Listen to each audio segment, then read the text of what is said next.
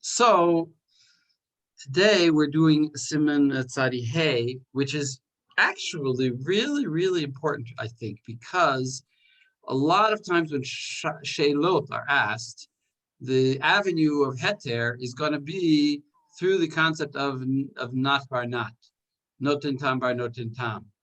In other words, somebody used, like we were talking about last week, the wrong spoon in a pot, or the wrong pot, he wants to know if he can eat this food. People all the time ask, can I eat this food? My wife made or my husband made the rice in the fleshik pot. Can I eat it with my milchik foods?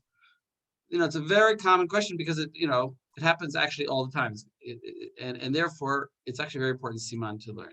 It's all based on this one little Gemara, which has a little bit of back and forth, but I skipped that because it's really just one event or one concept. So let me share my screen. I sent out a new source sheet. And wait a second. Yeah. You guys see it all right? Yeah? Okay. So here, let's just start with this first Gemara. Maybe Joel, maybe you want to read this first Gemara. But this Gemara will be important next week too, so it's not particularly. Maybe this piece, I'll have to take a look. But, no, you're going to next week the next piece right after this. Yeah. So. But this piece is the same page. Kufyud Aleph. Yeah. You're going to be Kufyud Bet, I think, really. Anyway. It's both. It straddles both pages. Yeah. But yeah. So all right. Itmar dagim shalu bekara, whatever that means. Rav Amar asur lo. Wait. Give a simple translation. All right. We have a statement that fish that went in a dish. I'm trying to add it, but it never works. So what was that, Josh? Oh, sorry. All right. So we're assuming a kara of meat, some sort of a meat pot, a meat dish maybe. Probably is better. Rav Amar asur le'achlam bekutach. Rav says you can't eat those fish with this yogurt type thing. Ushmuel Amar mutar le'achlam bekutach. Shmuel says it's permissible. Right.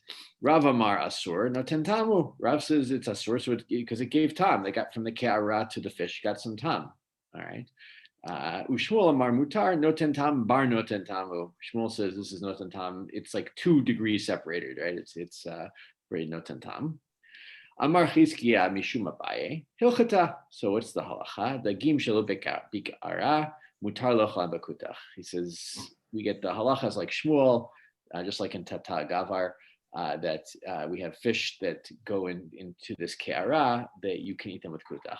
So excellent. So I skipped. Notice I have the ellipse. Well, actually, it's not an ellipsis, but I guess by mistake 4 dots. But there's a Gemara there that's not really relevant, but there's just some cases they go through of people doing things, what exactly they do. But the halacha comes out that these dagim you can eat with kutach, and the question is, what is this alu b'kara? Where are they coming from? So Rashi says dagim sha'alu b'kara min hatzli. They came from having been roasted, presumably in a parv fashion. Right? That makes sense. In a parv fashion, kishayu rotchin, natnu letoch kara, shachlu bo basar. So they were still hot, and you put them in this plate. Once upon a time, you ate in it meat. Now, there's a lot of questions you can ask here. First of all, is the key factor that they're rotchin and they're not kli risha? Right, rotchin. They took them off. They're obviously, a davar gush that you took off from the fire. It still retains its heat. So you're putting it onto a plate. Is that a relevant factor? Also, the sha'achlu babasar, the plate. When did they eat it? First of all, it's a plate that they ate. Maybe the tom of the meat that got onto that plate or that kara. Notice it says sha'achlu. That's a very important word. Sha'achlu. I think that implies that the kara is a plate and not a pot, because kara, sometimes it can mean pot and sometimes it can mean, but you don't usually eat from a cooking pot. So I think Rashi is putting it, he's saying that the kara is actually a plate. So is that relevant, that it's a secondary vessel? So those are all questions in this Rashi, which different people will say different things. So let's go on. Here, lefisha habasar noten bahen tam. That's why it's forbidden. And then the other, and Shmuel says no, noten tam bar noten tam hu. Here, Ruvain, why don't you read that? I see you just here.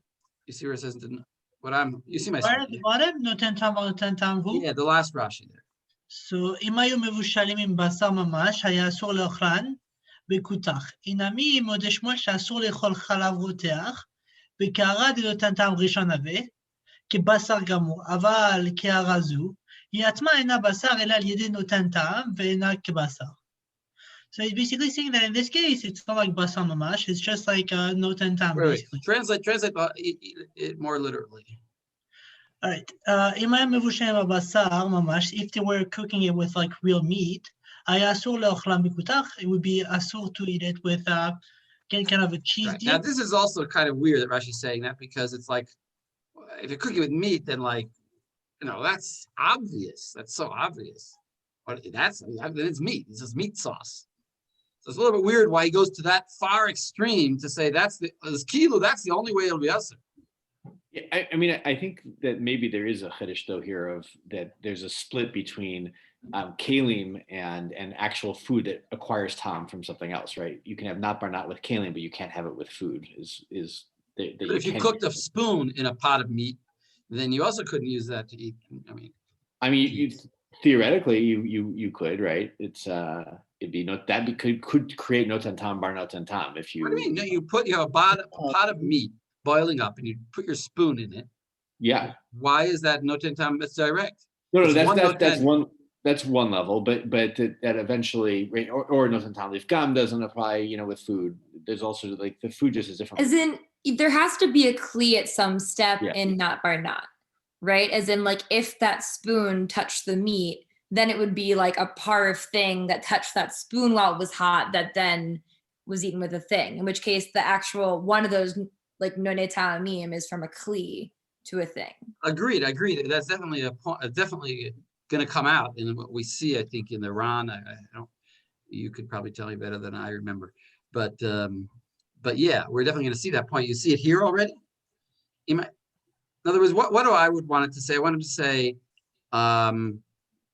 well, I want him to say, Im haya mevushal basir shel basar, not im basar. But okay, but you're right. He's saying no. The only problem would be if it's actually fleshing. You actually cooked it not in a sir shel basar, but with actual meat in the pot. Then it would be asur l'ochlan b'kutach inami, or alternatively, go ahead. מודה שמואל שאסור לאכול חלב רותח בקערה. דנותן טעם ראשון הווה. So basically, Shmuel also agrees that it's asur to eat chalav, like a boiling hot meat, in a pot. Boiling hot milk. דנותן טעם ראשון הווה. Boiling hot milk. Asur l'echol chalav. Boiling hot milk. In a fleshik bowl. Yeah, if you cooked it in a fleshik bowl, it's asur because it's noten tam rishon. If you poured it into a fleshik bowl, not you cooked it. Right? Yeah. It would still be not bar not in a sense, because the bowl would have become fleshik by one knot, and then the second knot would go directly into the milk and it would be asur. So it would be like the second knot would already be asur, so that's asur. So hold on a second, I'm just a bit confused. So you take the hot milk, you pour it into the bowl. So how is that tam rishon? The fleshik bowl is only fleshik because an hour ago somebody cooked meat in it.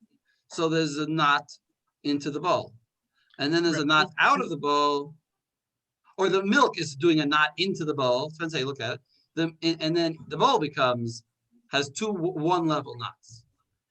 Or the milk is asur because the tom of the meat goes directly into the milk, And even though that's like two knots, knot by knot, because it's once into the bowl and once into the milk, it's still usher because at that second level of knot and tam, it already was joining with milk.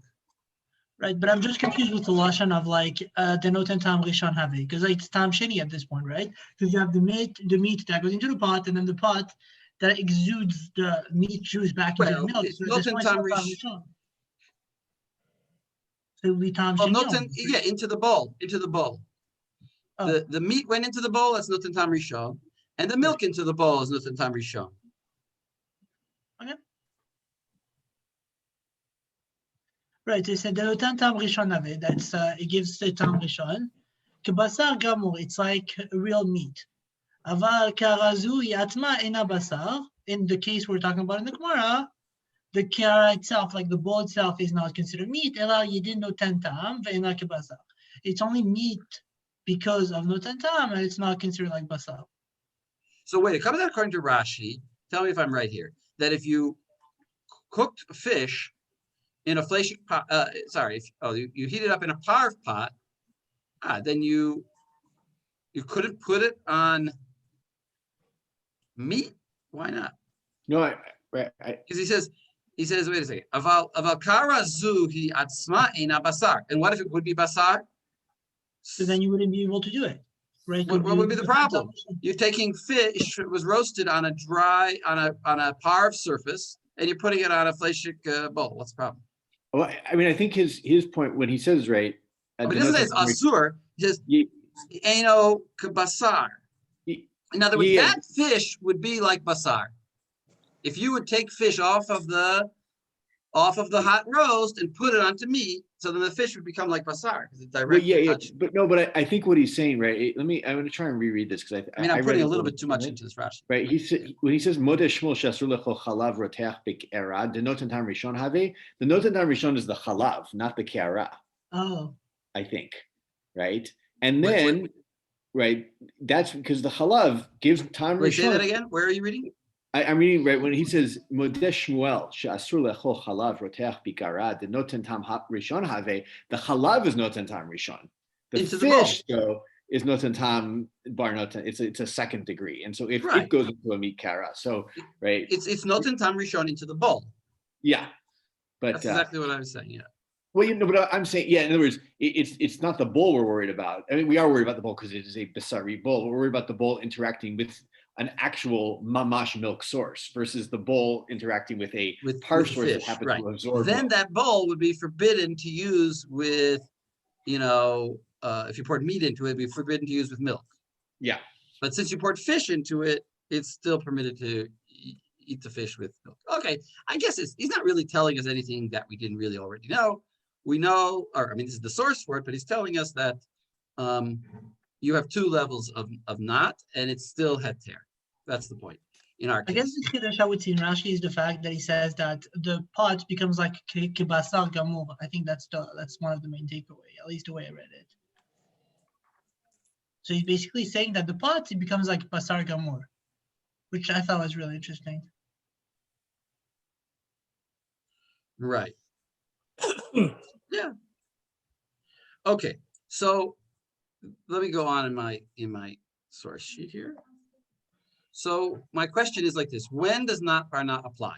And there are three opinions. So before we see them, I wrote it in English. Rabbeinu Tam and Rashi and Rambam in chapter 9 of the Rambam say not bar not applies even if you boiled or roasted the meat. In other words, because Rashi went to this extent to say you had to cook it with basar in order for it to be forbidden. Implication, if you would have cooked the fish in a pot that was fleshik and not just placed it in a bowl that was fleshik, it still would be not bar not. So in other words, the Gemara is lav dafka. When the Gemara says alu b'kara, and Rashi understands the kara to be a plate, it's lav dafka. It could even be a case where where you boiled the fish in a fleshik pot. It would be the same din. You could eat those fish with kutach habav. Nachum, you think Rashi Dafka is excluding boiling and roasting? When he says bishul, he's not using bishul in the larger sense? No, the point is, what would he say if What's the you? machloket? This is what I'm asking. What In would other you? words- What would Rashi say if I asked him? What about if would I still be able to eat it with a kutach if I took those fish and boiled them in a clean fleshik pot? Would that be allowed? And Rashi must allow that. Rashi must allow that, because if he wouldn't allow that, then he should have said so. I can just say it like that. He should have said so. Well, unless you understand bishul in a larger sense. I mean, that it refers to any sort of cooking. But where is talking about bishul? What is But bishul? he says im Rashi- basar, like Yeah, that's what basar mamash. Like I feel Exactly. like No, that's what's the the stam only for case Ima where Yavushali. Rashi explicitly forbids only one case where you cook it with meat. Well, that and in other words, and therefore anything less chamur than that he permits. Wait, he's not writing a code of halacha though. And like, I feel like it's not that unusual for them to like give two extremes of like what's a soul and what's mutar, and there still be a space in between that is Well, unclear. All right, listen. You're saying he's just trying to be. Yeah, but Rashi should have. If Rashi, you're right. I mean, I agree with you. I agree with really you. you should have, yeah. He could have been. If Rashi could, you could say that's lav dafka when Rashi says mevushalim basar, but that's not the way everybody understands it. But you're right. You could say it that way. You could say it's lav dafka. But the Rambam doesn't understand it that way. If you look here at the bottom, I have the Rambam. The Rambam says karash achlu ba basar ubashlu ba dagim. So this is a kara. This is our kara that you ate meat. He's reversed the order. And then ubashlu ba dagim, you actually boiled it directly in that pot. In other words, it didn't just come into it in a klisheni, like our Gemara's case, but you bashlu it in that kara. So it's not a kara that you eat from, it is a pot. Hey. Hello. Wait, Isaac, let me put you on mute. It's ubashlu ba dagim, otan dagim mutar la'achlan b'kutach. You can still eat it with kutach, even if you boil it together in a, not with meat though, he didn't say, in a pot that was, in a kara that was previously used for meat. So Rambam for sure is leaning. I imagine he says it has to be clean, the kara. Yeah, it has to be clean. We'll see that. Yes, we'll see that for sure. But is the Rambam talking specifically in a case where you use the kara to eat from, not to cook from, or is he including both? Because from the You're right, language, it's it's interesting. like she'achlu, just if you ate from it, not if you cooked from it. Yeah, I never noticed that. It's interesting. It's like this, it's like a dual purpose pot. It's a kara that you can eat from. Shachlu basar. What if you, what if you actually boiled meat in it? Then could you also bishlu dagim and then eat them with kutach? Good question. That's an excellent question. It's not I clear. would say the not, right? According to how Rashi sees it, then it's notan tam rishon, and then it's kibas mamash. I mean, assuming that the Rambam would go according to Rashi, which is not a given, but like, No, nobody has talked about your question so far. Nobody's talked about the question of how the meat got there in the first place. You're asking, why did the Rambam say kara shachluba? What about kara shebashluba basar?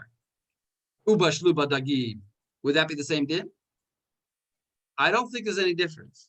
I mean, nobody understands it to be any different. But then you could ask the that's question, the why does the language I would Medayik say assume achluba? because if you say bashlu, so then you include achlu, but if you say achlu, you're excluding bashlu to a certain extent. Yeah, I agree with you. So it seems you're making a good deal. That's what I'm saying. You're making a good deal that I haven't seen anybody notice. I mean, I didn't look. So the fact I haven't seen doesn't mean anything. You could take a look and see in the Kesef Mishneh or the Migdal Oz if they discuss that question. But he's generally It just kind understood. of seems like if it's like achluba basar, like at most it's like maybe it's something you didn't cook basar in, but you put like extremely hot basar on. Because otherwise, like if it's clean, then there's no habarat tam. It's just Like, achluba, Lexi, cold this meat. is my problem too, because like, I think Rav Nachum, you were about to get there, is like, if you eat it on it, like, there's no indication, like, does this also apply if you just put cold cuts on it, right? Like Right. Now, Right, like that's- I want to like, say by like, of all course our it was other hot principles, meat, it but like wouldn't, I don't because know. With So you Sona and can't- Persona, and you so- just like do Madiach. just like you can't take politicians' words out of context, so even though people love to, you can't take the Rambam out of context. In other words, the Rambam is here in the middle of chapter 9. He's assumed you've read everything and you know. You can't just read this one line and make too many diukim. You have to. He obviously is talking where the food was, like Lexi said, at least pretty hot, and therefore there's not really much difference whether it was boiled or just hot.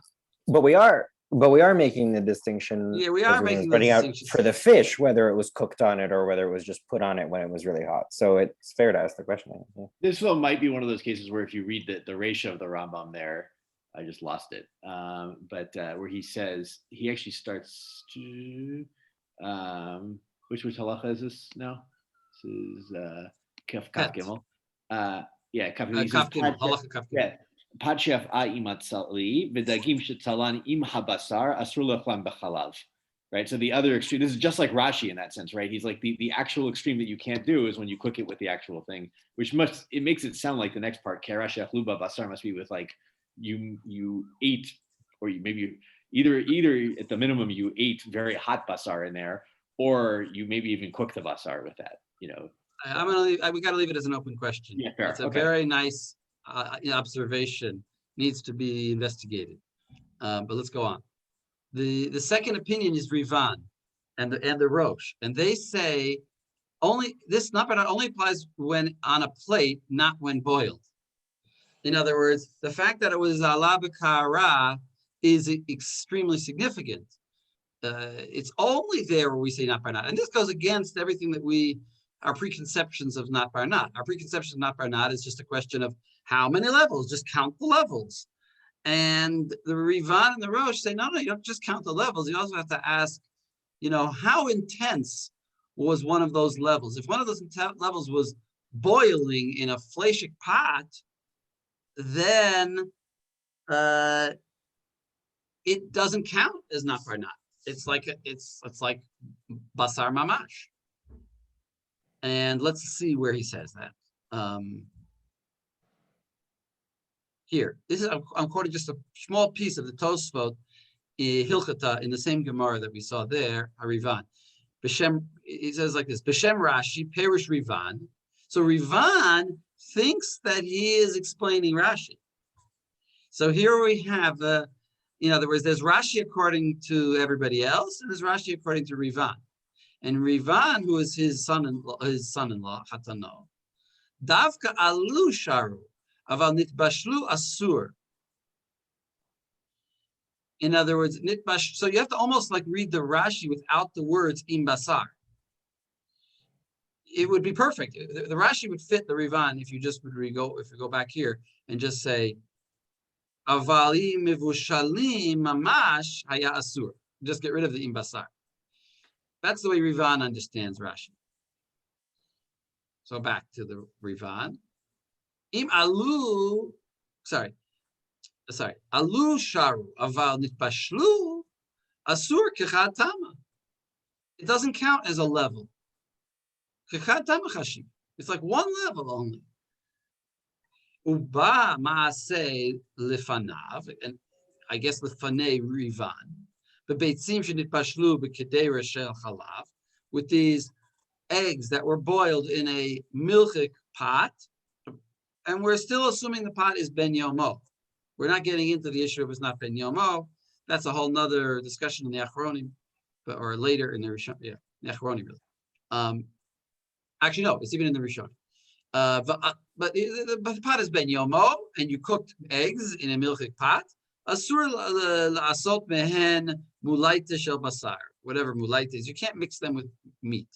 And this actually is going to be the Ashkenazi halacha. Right? The halacha according to Ashkenazim is going to be if you cook, even though it's not bar not, right? The eggs were in a milchik pot, but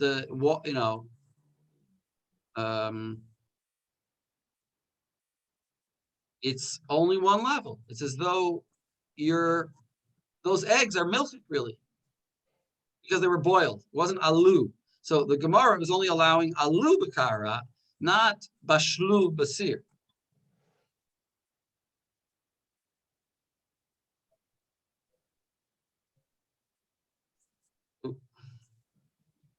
And the third opinion is Sefer Truma, that not barnat applies even to boiling.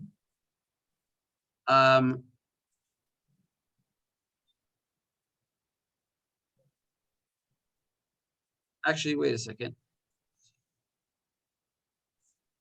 But not to roasting. In other words, not barnat does apply to boiling. In other words, no, those eggs would be okay with milk or with meat, but not to roasting where there is no mediating water. And a plate is also okay. The Gemara says it's okay, even without water, because the plate is clay shani, presumably. That's the reason. So it gets a little bit more complicated by him. Basically, well, let's see it inside. Here, so Josh, why don't you read inside? Wait, Rav Nachum, quick question. Yeah. It seems as though even the Rishonim that we're looking at have different definitions of what's the ka'ara. Rashi is something you can do the cooking on, and Sefer Truma is something that you just serve it on. So maybe it makes it even, that's sort of an added challenge in going into this, because we're not even dealing with the same definitions or the same basic terms. No, I don't agree. Everybody agrees that the Gemara, when it says dagim shalu b'ka'ara is mutar, that case is clear. That's a case where it's on a plate, and that's mutar according to everybody. The question is, what factors in that case are going to be essential factors, and what factors are just like irrelevant? So it just seems that Rashi was talking about also cooking on a ka'ara, so that makes it sound like a pot. Well, I don't understand. No, who do you think thinks that the Gemara is talking about a pot? Hold on, I'm going to find it because I had it a second ago. I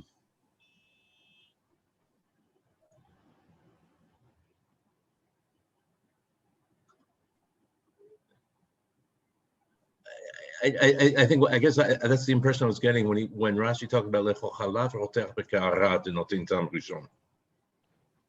Right, chalav rotech in the ka'ara, it's already in a ka'ara is already.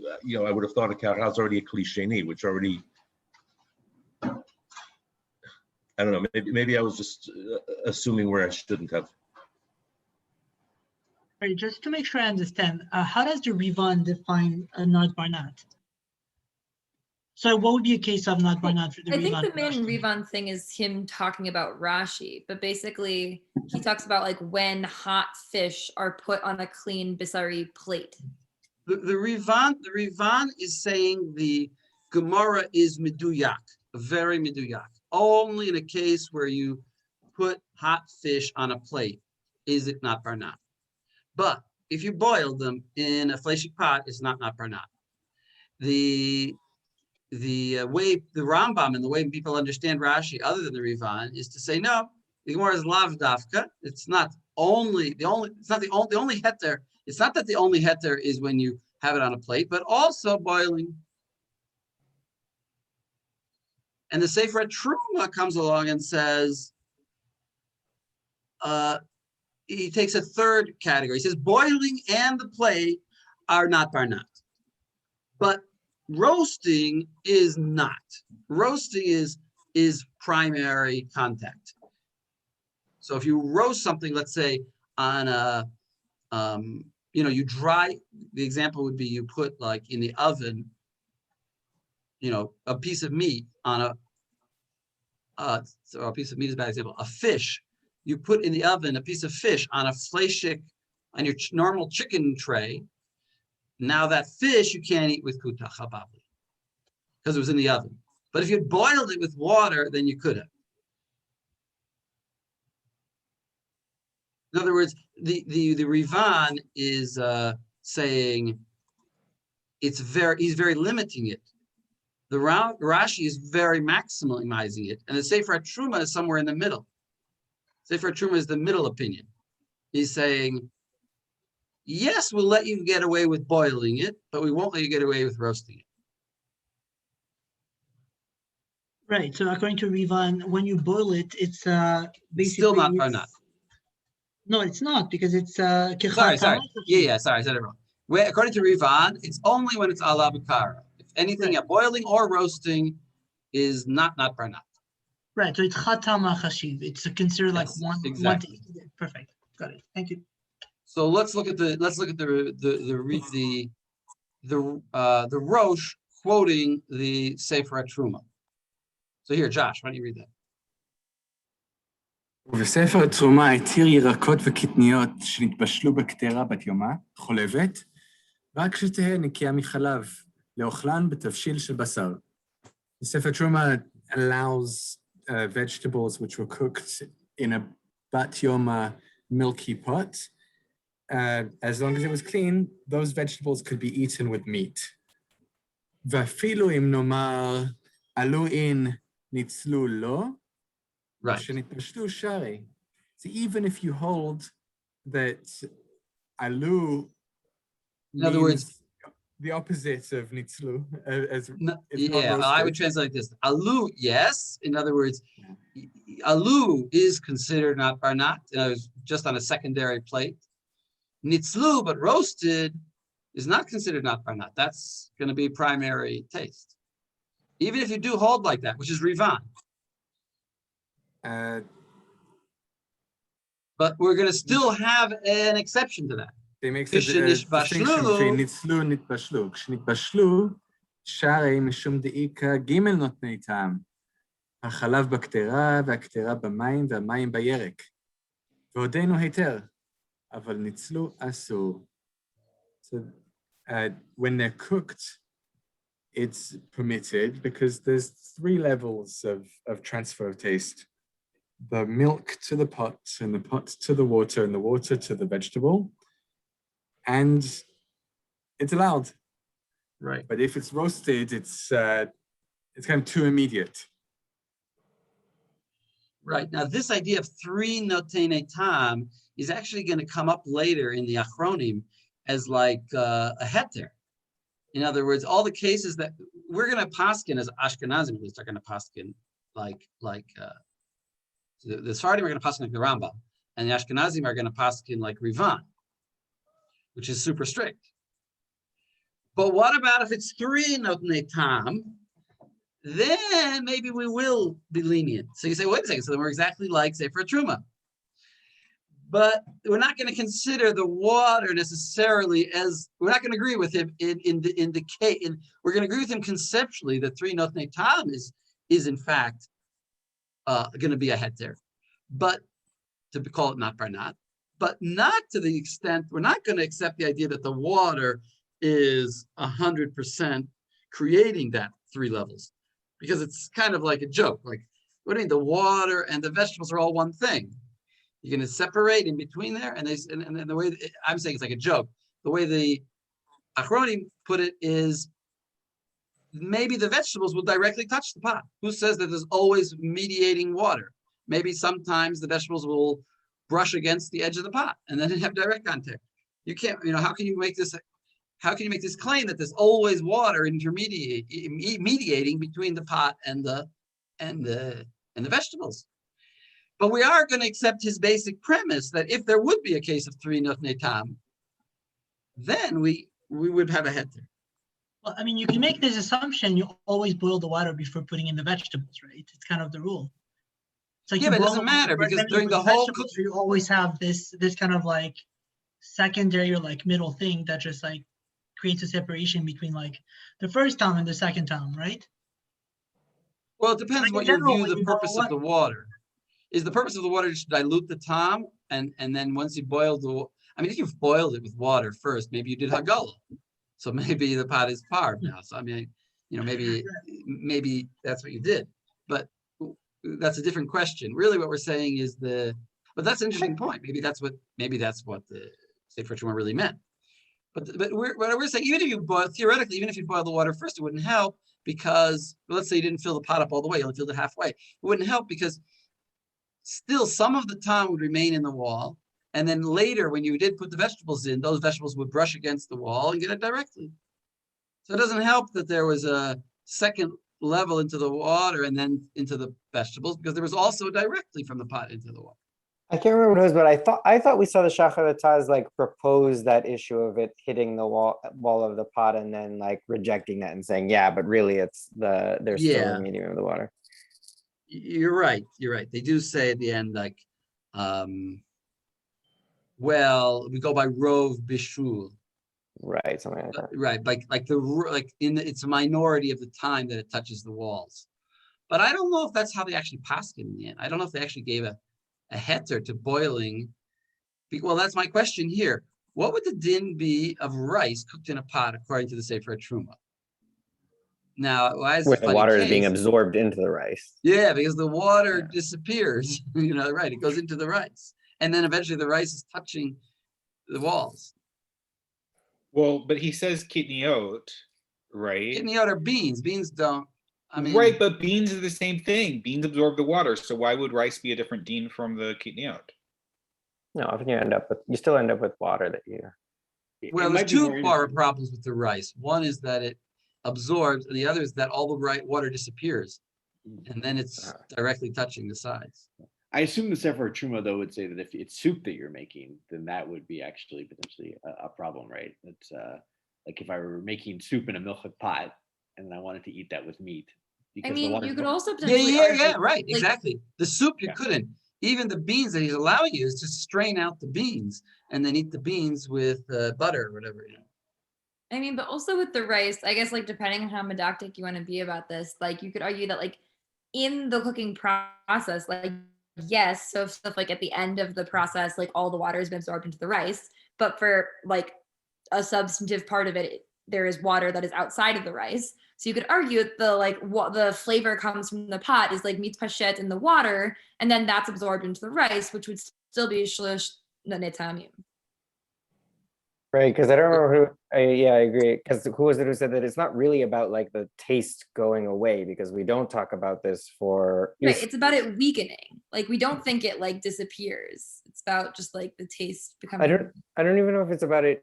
Is it about it weakening or? They say like kalush. Like they say basically like it's not about thinking there's literally no taste. They're like if that was the case, we would permit this even with Isser. It's that we think the flavor becomes so insignificant that it can't become Isser when connected to the other thing.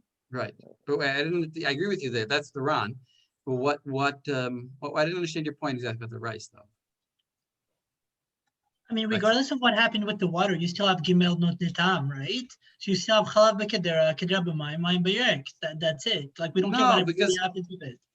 If I have, but as long as I have a part of it being two tastes, then it's two tastes. But even in this case, you still have gimel not netam, right? So you have the chalav and the kedera b'mayim, and then mayim ba'orez, whatever how you call it, right? I think Rav Nachum's point, I was saying that it's about it being absorbed into the water, but Rav Nachum was saying is at the end of the cooking of the rice is just cooking in this pot without water. And that's where it would absorb. That's what you're saying? That was my point. Yeah. At that point, what if at that point it's no different than if I took rice cooked in some other pot. What if I took rice cooked in some other pot and dumped it into my fleshik pot on the flame and just burnt it a little bit? So wouldn't that be without the mitigating water? So that's exactly what happens every time I make rice, because there's no mitigating water by the end of it. And so then I have that problematic moment. It doesn't matter that most of the time it was not a problematic moment. I mean, anyway, whatever. It's just an interesting question to think about, I thought. Because, what the halacha is going to be, in the end, it's going to be mostly like the Rivan. All right, so look at the Beit Yosef. What did I bring here? So the Beit Yosef in our Siman, commenting on that Rambam, says, and here's the point: Mikach shelo chilek bein bishul litzliya, mashma shebeshnei mikrim mutar le'echol dagim im basar. In other words, the Rambam should have said, but tzliya is not allowed. And the Rambam just said, Karash achlu basar ubishla badagim. He didn't say aval b'tsalu lo. And salu is important because salu is going to be like there's no mitigating water. So you see that the Rambam is matir in all cases, says the Beis Yosef. And then he says, V'linyan halacha, kevan da Rambam v'arosh v'haran, and I don't know who v'avi ha'izri, I'm not sure what that is, v'zekeno, and his... Isn't that the Rav Yah? That's the Rav Yah? I think so, or his father's the Rav Yah. I never remember which one's which, but yeah. I don't, all right, I didn't look into it. All right, thank you.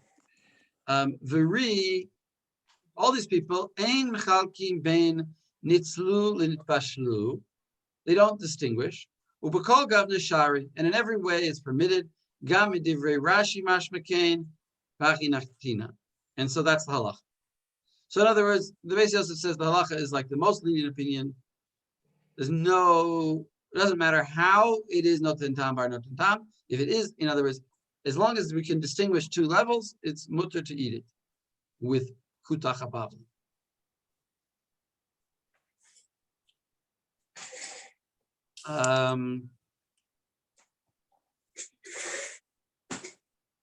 So let's look at the Shulchan Aruch for a second.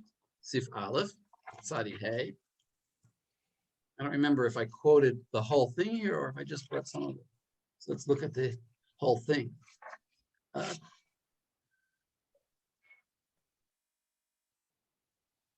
Tzadi Hey. So here, Reuven, you want to read that? Dagim. Sure. דגים שנבשלו, שניצלו בקדרה של בשר רחוצה. Give me just 1 second. Someone else. Oh, sorry. 1 second. Okay, awesome. Let me just restart. דגים שנבשלו, שניצלו בקדרה של בשר רחוצה. רחוצה יפה שאין שום שומן דבוק בה, מותר לאכול בכותח, משום דאבי נותן טעם, בר נותן טעם, דהיתרה. ואם לא הייתה רחוצה יפה, אם יש בממש שעל פני הקדרה יותר מאחד ב-60 בדגים, אסור לאוכלם בכותח. So it's basically saying that if you cook fish or you roast fish in a kedera shel basar, as long as it's well rinsed or well washed, and there is no like grease on the walls, it's permitted to eat it with kutach because it's noten tam bar noten tam d'etera, and noten tam bar noten tam, and that's permitted. But in a contrary case where it's not well rinsed or it's not well washed, and you still have the grease on the walls, in yoter me'echad b'shishim b'dagim, more than 1/60 of the fish, asur la'ochlan b'kutach. In this case, you're not allowed to eat it with kutach. Right. Okay. Go on to bet. ביצה שנבשלה במים בקדירה חולבת, מותר לתת אותה בתוך התרנגולת, אפילו לכתחילה. אבל אם נבשלה בקדירה עם בשר, ואפילו בקליפה אסור לאכול בכותח. So it's basically talking about a case where you have an egg that was boiled in במים בקדירה חולבת, in a milchik pot. מותר לתת אותה בתוך התרנגולת. You're allowed to use those eggs to stuff the chicken, I guess. I guess it was like some kind of a dish where you put eggs inside the chicken. אפילו לכתחילה ולכתחילה. אבל אם נתבשל בקדירה עם בשר, but if you cooked it in a kedera with meat, אפילו בקליפה, even if it's still on the shells, אסור לאכול בכותח, you're not allowed to eat it with kutach. Right, and that's Rashi. That's Rashi's case, of cooking it with meat. Obviously, you can't, eat it with milk. So when he says b'kedera cholevet, is it only like in a milchik pot, or is it also in a fleshik pot? Because in the second part, he said, aval nidvashel b'kedera im basar, but if he cooked it in a pot with meat, I think it's like cholevet lav davka. I think he just chose an example. Yeah, he switched his examples around, and I think he switched it around the end there just to be like quoting Rashi kind of, because Rashi talked about that case. And now read the Ramah. Wait a second. So who did before you go, sorry, let me interrupt you for a second. Who did the Machaber Paskin like? The Mekel opinion, the Rambam. The Rambam and possibly Rashi and others. Okay. Go ahead now, the Ramah. אגב, יש מחמירים בצלייה ובישול לאסור נותן טעם בר נותן טעם. Some are מחמיר in the case of צלייה, when you roast it, ובישול לאסור נותן טעם בר נותן טעם. Now, in my version, it says Rivan, B'Shem Rashi. So there, right? So there you have. Yesh machmirim b'tzliya ubishul. Le'esor noten tam bar noten tam. That's it. All this wonderful talk is ignored by the Rivan pretty much. V'minhag. והמנהג לאסור לכתחילה, ובדיעבד מותר בכל עניין. ודווקא לאכול עם חלב, והבשר... Stop there. So, first of all, that's this is a weird language, right? V'minhag le'asor lechatchila, u'b'diavad mutar b'kol inyan. Reuven, what do you think that means? Because we just said lechatchila would mean what? What's forbidden and what's permitted? So basically, don't do it on purpose. But if you happen to have done it, whatever, it is what it is. Done what? What is the it? So cooking the fish in like a fleshing pot and then eat it with kutach. So let's say you know in your you know that you're going to eat this fish with kutach, then lechatchila, please avoid cooking it in a fleshing pot. But b'diavad? B'diavad, if you did it, whatever. Isn't that the whole din? But wasn't the whole din dagim sha'alu? Dagim, right? Notice, did the Mechaber ever say dagim mutar l'vashel dagim b'sir avit kedei le'echol basar or afuch? He said, look at the beginning of the Mechaber. Dagim shenit bashlu. They were cooked. He never gave you a heter to do that. So, according to your reading, there's no difference between the Mechaber and the Ramah. I mean, you're reading it as a b'diava language. You could as well read it as a lechatchila, right? Like whatever. Well, maybe this that is was a major like question. Don't scoff at this question. I don't know. I read the Shulchan Aruch as a lechatchila language. Right? And the difference between the Shulchan Aruch and the Rama would be like, the Shulchan Aruch is like, whatever, like just do it, no problem with it whatsoever. And the Rama is like, if you can avoid it, don't do it. So, let's go to the Beit Yosef now.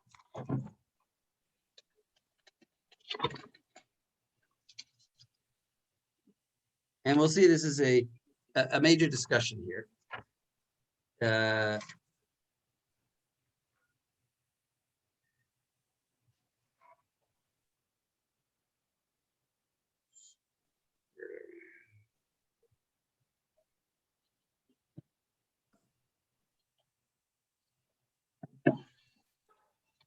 So, wait a second.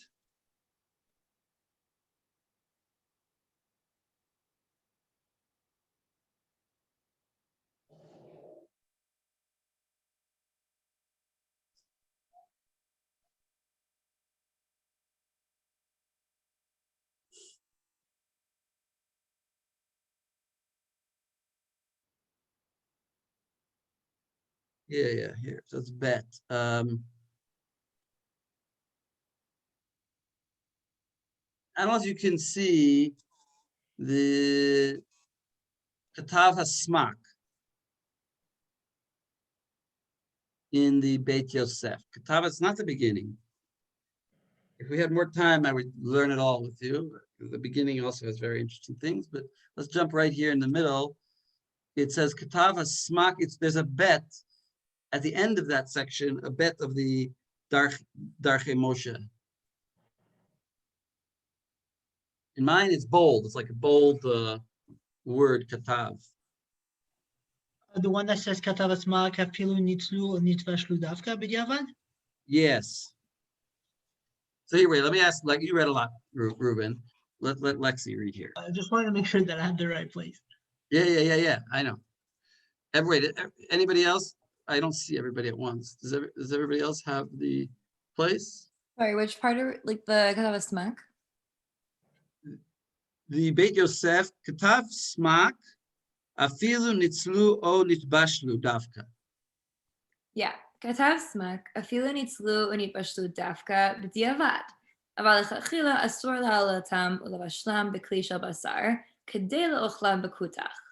כך כתב גם בסימן קט"ט, ודייק לה מדכאמר דגים שעלו בקערה בלשון דיעבד. All right, so stop there and explain.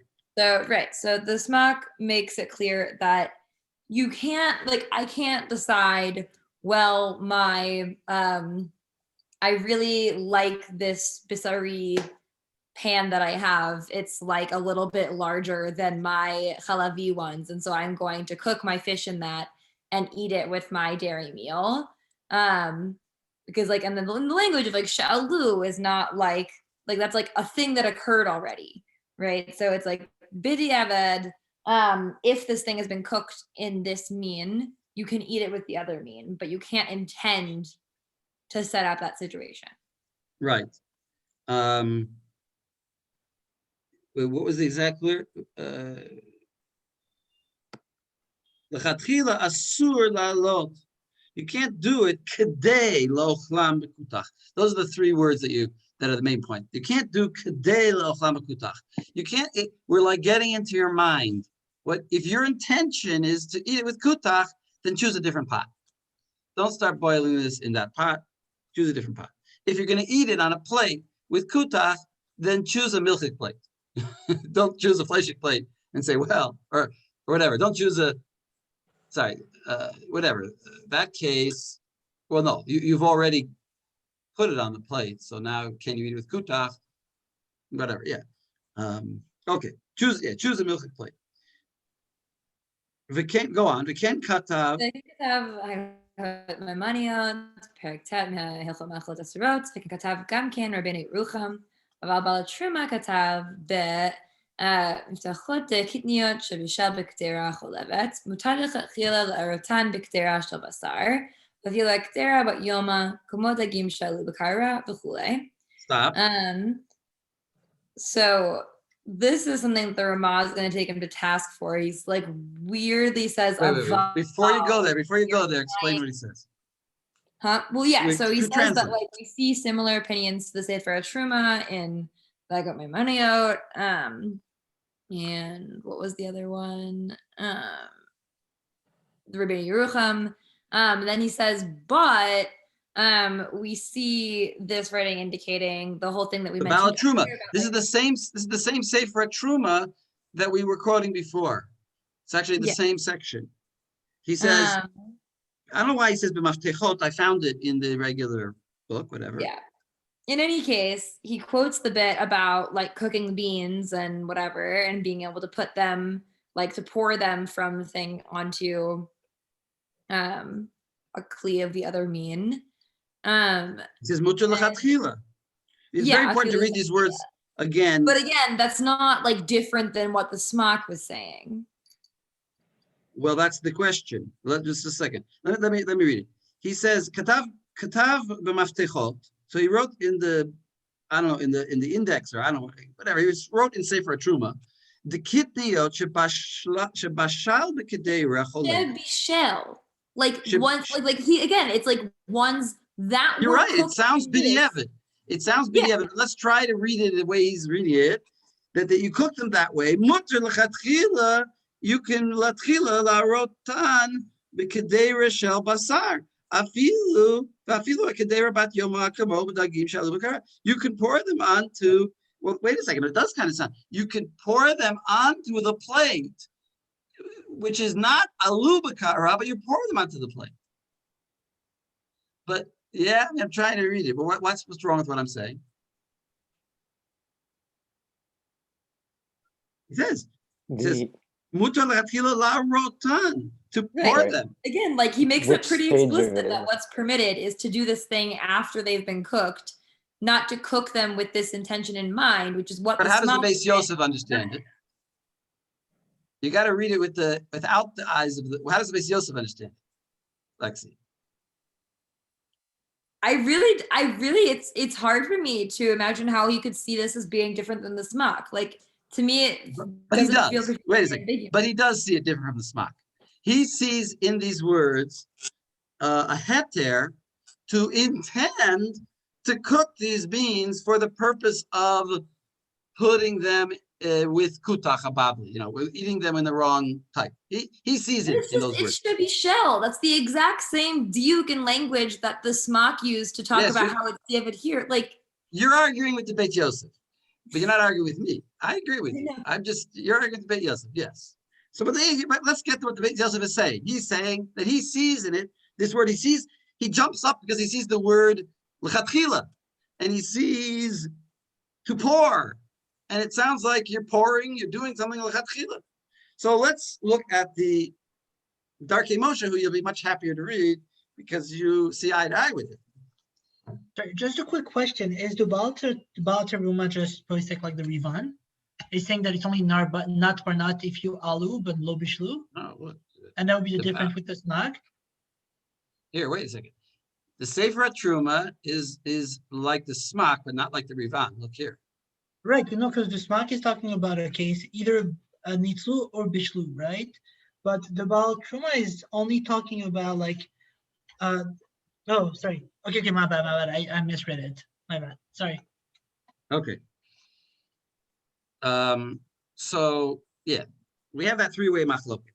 So now go to bet in the Darkei Moshe. And here we have these wonderful little tit for tats.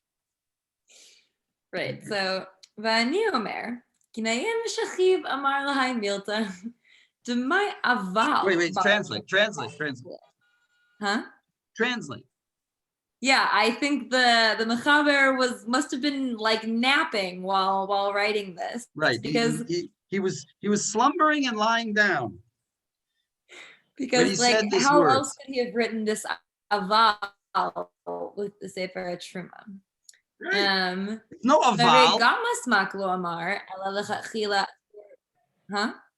I'm saying the problem is the word aval. Why are you telling me it's different? It's the same. What do you mean aval? But the Sefer Truma is something different. He says the same thing. Yeah, he's saying like even the smak, like lo amar el chila asor lahalotan bekara kedei laochlan im chalav. Val im kavar ha'alab shivta shmutar lechila laochlan im chalav. Tahalo palig al gemara. Diktane demutar laochlan bechalav umutar lechila mashma.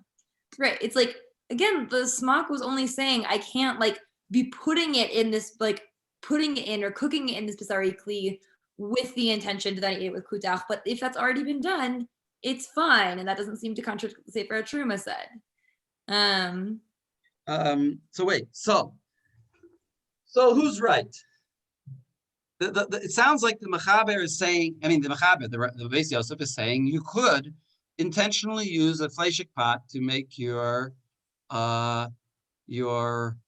eggs, even though you're going to use those eggs with butter. And the Ramah says that's not what he says. He's saying that if you made eggs already in a fleshik pot, you could put those eggs in a milchik bowl. No, but here's the confusing thing is like later, like the Beit Yosef is the only person that I've ever seen to suggest that you could actually do that. But he does it in a Bedek Habayit that's like that's like elsewhere. Like it feels like if that's how he read the Sefer HaTruma, No, he does it in the Bedek Habayit right here. He could have made that explicit here. He does do it in the Bedek Habayit. I didn't read the Bedek Habayit because I felt that this was enough. Here he made it clear. In my but opinion, like he doesn't. As in, I think like in the Bedek Habayit, he makes it explicit that he thinks it's possible. No, the word aval is enough to make it clear. In other words, the first opinion says you can't do it. Why does he put it in elsewhere? The Bedek Habayit he wrote later, and he just clarified it. But I see it here already. But it's not even on this. The Bedek Habayit isn't even on this, though. It is. In my edition, it is. In my edition, it's like the previous page. But whatever. I'm going to now show you that the Beis Yosef was awake and that the Darkei Moshe was asleep. Now, that's a great feat if I can succeed, right? So that's why I give you the revised edition of my sources. Here. I hear you. See, I quoted the Bedek Habayit. But I'm skipping, I can't do every source here. So look here. I went and found the Sefer Truma. Instead of relying on the quotation that the Beit Yosef brings from the Sefer Truma, I found the Sefer Truma and I read the Sefer Truma. And I give you just now part of it because it's not so long, really. Almost all of these halachas are just right there in this one little paragraph in the Sefer Truma. But here is the relevant part. So Lexi, read this. וכן קטניות פולין ופריש שבישל בקדרה חולבת, מותר לאורותן בקדרה של בשר, אפילו לכתחילה, ואפילו הקדרה בת יומא הכל מותר, כמו דגים שלו בקרה, מותר לאוכלן בקותח. והנה מילג, שקרות אינן מלוכלכות בשיעורי המאכל, השייך היתר של נתן טעם. I still, like, Wait. It seems the same to me. It still says you didn't translate anything. What words are added? What words are different from my quotation, from the quotation that's in your book?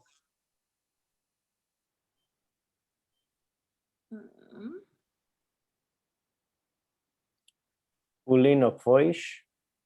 No, I think it's well, you're right. That's true. He just says. I mean, there's just a filu lechatchila. A filu. I underlined it. I make your life easy.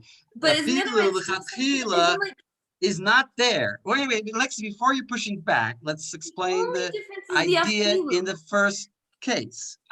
You can argue on the idea after we first explain it, but let's first explain it. What is he saying? He's saying these kitniyot that you shebishlu b'kedera cholevet. You cook them in. You're right. It is b'diavad. It sounds b'diavad. Bishlam b'kedera cholevet. Mutar la'arotan, just like the basis of b'kedera shel basar. Now let's skip these words. Mutar la'arotan b'basar. Well, once he says that it's mutar la'arotan b'basar, that's the lenient opinion. I can eat them with meat, even though I cook them in a milchik pot. Why does he add the words afilu latchila? I already know that I can do this. It's mutar. He already said mutar. He already said. Wait, let me just rant and rave a little bit. He already said mutar to do this, mutar to pour it. Now, once he already says I can pour it onto the fleishiks, now you're going to tell me, and I can even do that lechatchila, but it was already mutar. You told me it's mutar. What's more mutar than mutar? The afilu lechatchila must mean I can even start this whole process lechatchila. That's the only thing it could mean. Otherwise, you have to remove those words. Otherwise, those words are superfluous. If those words mean anything, they mean that not only is it mutar, but it's even mutar lechatchila, afilu lechatchila, to do it, to intend to start this whole process. Super lechatchila, you're saying? To start the whole process and to know that I'm going to be using this. That's the only thing it could possibly mean. And unfortunately, the Beit Yosef got so excited that he forgot those two words, the two crucial words he left out when he copied it over. So, in other words, you're saying you have to read afilu lechatchila on is really dealing with sheb bishel, right, and not dealing with le'arot. So yeah, because what does it mean? He already said mutar la'arot. What do you mean mutar la'arot? Va'afilu lechatchila. If he would have said mutar la'arot lechatchila, okay, fine. But if he says mutar la'arot again, afilu lechatchila, what else could he be adding? And then he goes on, va'afilu b'kedera bat yom. Fine, that's obvious. But I see it that really, I mean, hey, I'm trying to be lenient here, I'm trying to say that this is, by the way, the Beit Yosef paskins like this. In other words, that's if you ask Vadia Yosef, I think I brought Hekel af lechatchila levashel ma'achel parva basir basari al manat lochlo im chalav. Rav Vadia Yosef actually comes out, says yes, you can lechatchila use your fleishik pot to cook eggs for breakfast that you're going to have with cottage cheese. To cook those eggs for cottage, you can use your fleishik pot. So he's getting it from the Beis Yosef, and it's a pity not to defend the Beis Yosef, and I can defend the Beis Yosef. He's saying even if it's a pot that's bat yomo. Well, of course, yes, of course. If it's not bat yomo, that's a different question. All right, Lexi. Now you want to push back? Go ahead. I mean, the other thing that I'll say is like even if we read this generously and see the afilu lechatchila as the Sefer HaTruma permitting you lechatchila to cook these things with the intention of pouring them onto a whatchamacallit, which on bigdera, or is it bigdera shel basar or like bigdera basari? It's definitely not a kedera with basar in it. It's a kedera, right? Even it has to be clean, he says, right? Yeah, that's he the says it has to be kedera, but yeah. clean. No, it's It not. has to be a clean, but it could be ben yomo. It's a basari kedera. It's a Right. In that case, if it's that like I could take these things that I had like cooked in a kedera, a clean like chalavi kedera, and then pour them into a clean basari kedera, that still doesn't bring us to the sheet that the Beit Yosef articulates in the Barak Habayit, which is that I could do this even to eat with kutach, like to eat with the other mean. Like the various people make distinctions between putting it on like kalim of the other mean versus the eating it with the other mean. Like even if I read this as l'chachila, I can decide to cook it in the chalavi thing to put it in the basari thing. That's not the same as I can eat it with basar. Okay, nice diuk, nice diuk. And that in fact is the halacha according to the Ramah. I'm not sure if you're allowed to start the whole process, but he does say that you can put it onto a plate, just not to eat it with. As you could cook, for example, your eggs in a fleshik pot and then eat them on a milchik plate, but with no cottage cheese. You're right. In other words, you're saying this Sefer Truma, this section that I quoted, doesn't supply me everything that I would want, because it doesn't. It just says you could put it from a milchik pot to a fleshik pot, but it doesn't say eat it with fleishiks. Good point. Good point. But Rav Ovadia says you can. But Rav Ovadia says you can. We should probably, I mean, to really investigate this, we should read the whole Sefer Truma. It's not so long. I'll send it to you afterward. But the Lashon Lechatchila is very much like the Shulchan Aruch, right? And the Shulchan Aruch says that you could eat it with meat. So that if you make that parallel, you could say that the Sefer Truma is going according to the Shulchan Aruch. Well, you have to say the other way around. He's older. Sefer Truma is older. But yeah, I mean, Ovadia Yosef is not making up the halacha that he's saying. He does believe that the Beis Yosef is saying lechatchila, like you said, but it's not clear from what we read that he's lechatchila. He does talk about alu, and then we're back to our question of what is the, how do we get here? The question of that I said, what does the Ramah mean when he says, but b'di'evid, it's mutar? What was his b'di'evid? If the whole point was that, if the Mechaber was already talking about b'di'evid, so Reuben, you're saying that like the Mechaber was talking lechatchila and he's saying b'di'evid, but that's, nobody learns that way. There are, so let's. But if you'd be able to learn that from the Sefer Truma, it also says lechatchila that you could do it. Yeah. But remember, the Ramah is referring to the language of the Mechaber when he's writing lechatchila b'di'evid. He's in the book of the Mechaber, so he's referring to whatever the Mechaber said was mutter. He's saying is aser, but b'di'evid is mutter. So we'll see. There is another explanation of what the Ramah means. Maybe I can jump right there. Just a second.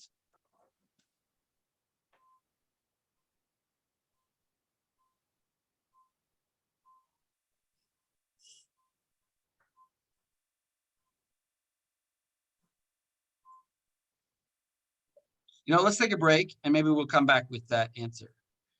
So let's take a break.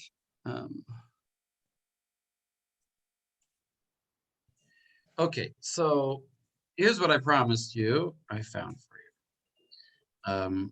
Reuben, I hope you're back. So the Ramah, remember, said, Yesh machmirim b'tzil bishul. Bishul is the main one we're interested in. Yesh machmirim b'bishul esor noten tam bar noten tan. So there are those that machmir. That's of course the Rivan that says only alus can you eat with a kutach. Only alu can you eat with kutach, but boiling, you can't eat with the kutach. But minhag le'asor. Yeah, the minhag is you can't eat it with kutach. L'chatchila. U'b'diavad mutar v'kol inyan. And what is b'diavad mutar v'kol inyan? If you just said you can't eat it with kutach, what's b'diavad? I mean, where the whole thing is b'diavad. That you boiled it and you tell them you can't eat it with kutach because it was boiled. It wasn't just alu. So, I mean, I'm just going to take one person who explains it nicely and shortly, but there are others that explain it. So don't take it as just the opinion of the Aruch HaShulchan. But here is what the Aruch HaShulchan says. He says, Yesh machmirin. That Yesh machmirin of the Ramah. What does it mean? Zeu adei hashniya. Shebesif hey. That in the Aruch HaShulchan's own sifim, in his sif hey, he explained the three opinions. V'ledina maskim gam hu l'dei rishona. So the Ramah basically agrees with the first opinion in Ikar Hadin. Shezeu dat Rova Poskim, because what's he going to do? That's the Rambam, that's everybody. So that would mean that even Bishul, if you already cooked it, you could eat it with Kutak Habab. But we're machmir like the Rivan, that if it's boiled, you don't eat it with Kutach. L'chatchila. We're like that opinion. So what is b'diavad? U'b'diavad mutar. And then he says, Klomar. What does that mean? What does it mean that b'diavad is mutar? Klomar, l'chatchila ein le'achol b'kutach. You can't eat it with kutach. That's what he just got through saying. U'b'diavad kishenatnu otam b'kutach. The chef already put it with kutach, and it's smothered in cream cheese, in sour. Your fish is smothered in sour cream, and it's been brought to you. And now what are you going to do? It's already mixed up. That's b'diavad. Mutar lo chlan. Then we can eat it. And we rely on the first opinion. So that's the explanation of what the Ramah means. But the b'diavad means it's already started to be eaten almost with kutach. In other words, it's already mixed up with kutach. In other words, you ordered, I don't know, whatever. I mean, I don't know how it's going to happen because you're going to know what's in the cook. But you forgot that you made it in a fleshik pot and you started mixing it with your cottage cheese. You don't have to throw it out. You can eat it. We've shifted where we're talking about the question of the b'diavad l'chatchila. Say it again? I said we've shifted. Yes. Yeah. Before we were talking about starting the whole process with that intent. I mean, obviously, the Ramah would say you can't start the whole process with that intent, because even if you would start the whole process with that intent, you couldn't do it in the end. You couldn't eat it. He says you're not allowed to eat it. Only the Mechaber could say you can start the whole process and you can cook intentionally, because he's the one who says you could actually rely on the lenient opinion like the Rambam. So yeah, so the Ramah has to hold that you can't start the whole process for sure. And you also, even if you didn't start the process with that intent, but you just cooked it in a pot, and now you want to eat it with cottage cheese, and you cook it in a fleshik pot, now you want to eat it with cottage cheese, so you can't. But if by mistake you already start mixing it with the cottage cheese, then you could. So he says there's a whole other level of b'diavad.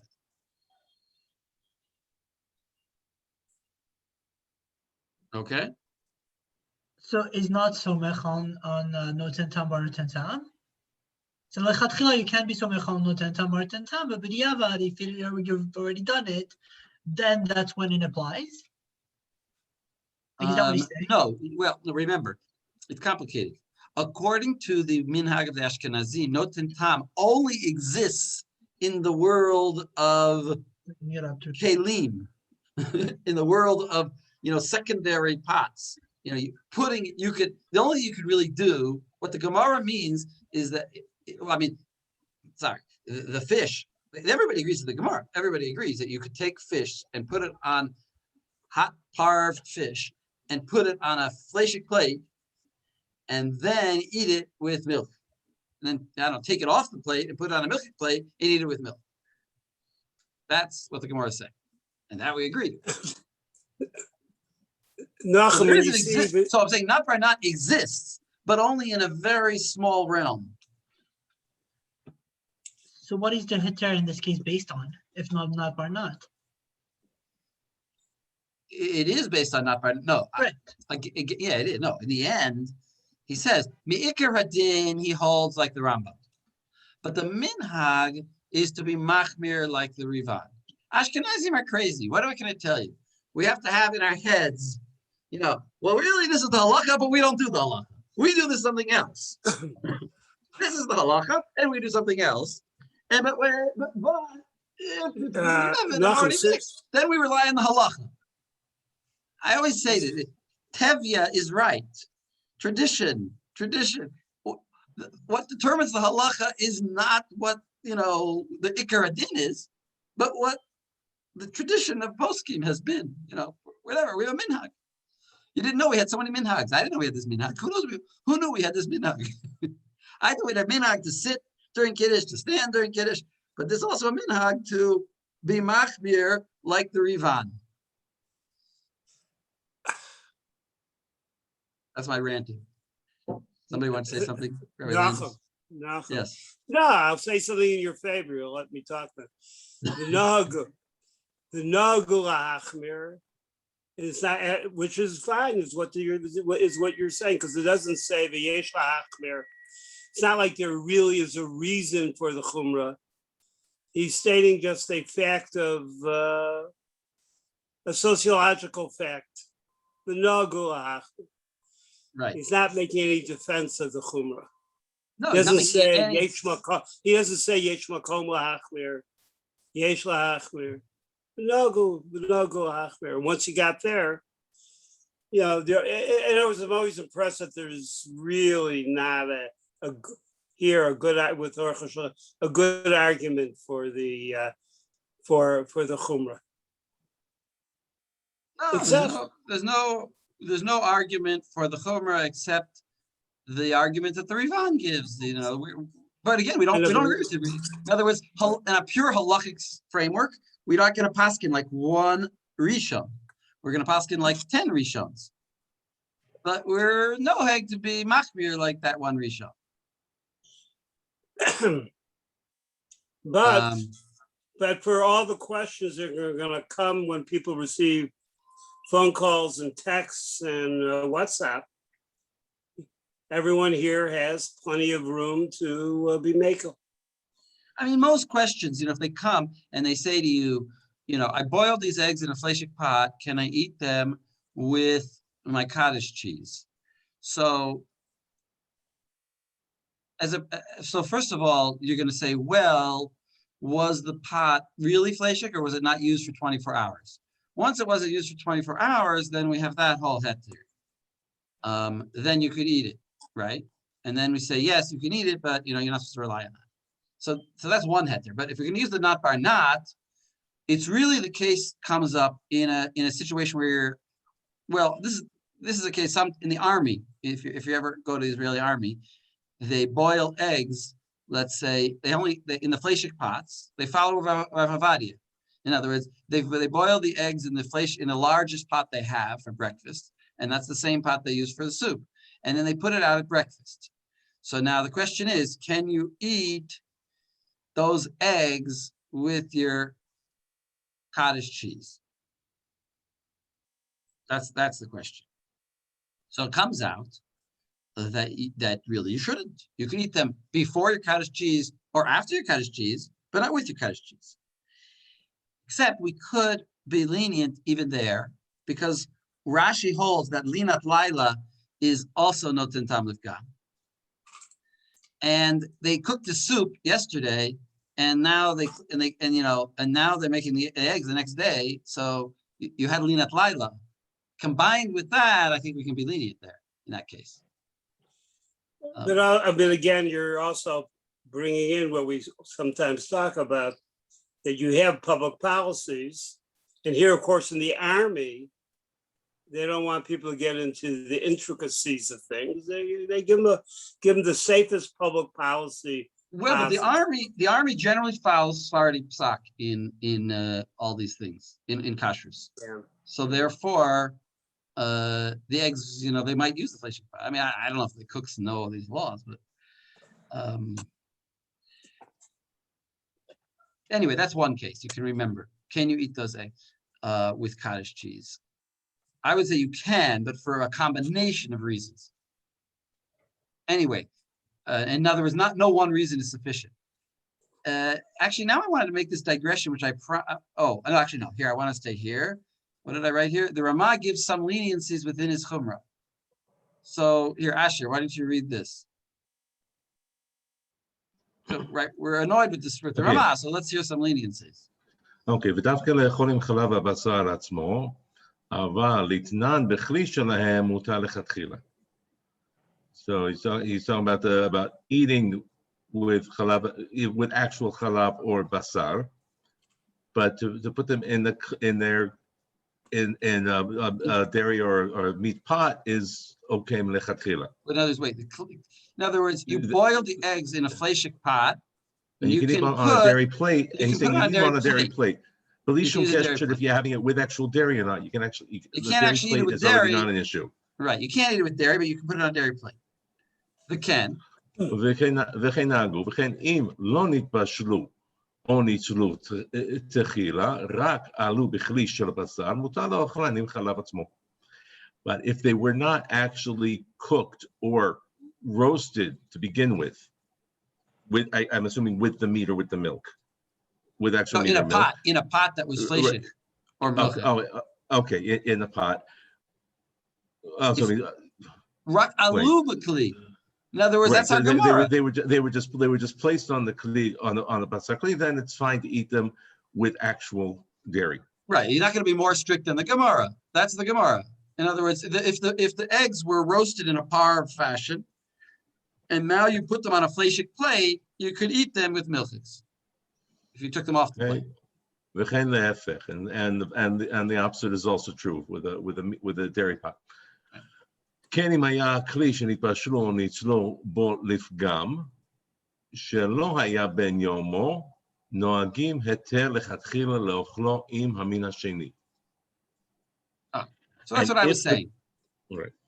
That's what I was saying. If the kli itself was pagum, because it was, I'm even adding the linat laila, even though that's not the normal halacha of pagam, then you could eat it with the other meat.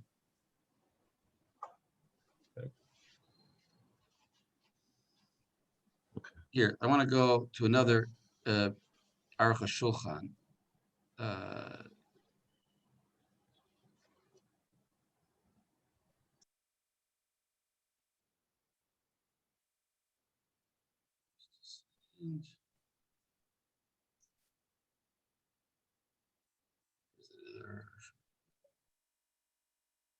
Yeah, here. Read this Aruch HaShulchan.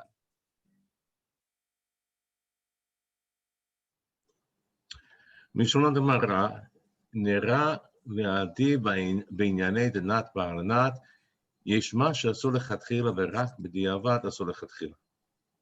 Explain that, right? Okay. In the words of the Gemara, it looks like when we're talking about the inyan of not barnat, there's an isur lechatchila, and only b'diavad it's mutar. Right, like when we're talking not barnat, there's something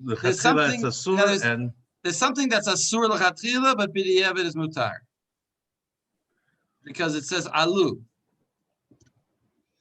Okay. In other words, there seems to be some kind of b'diavad and lechatchila going on in the Gemara. V'yesh.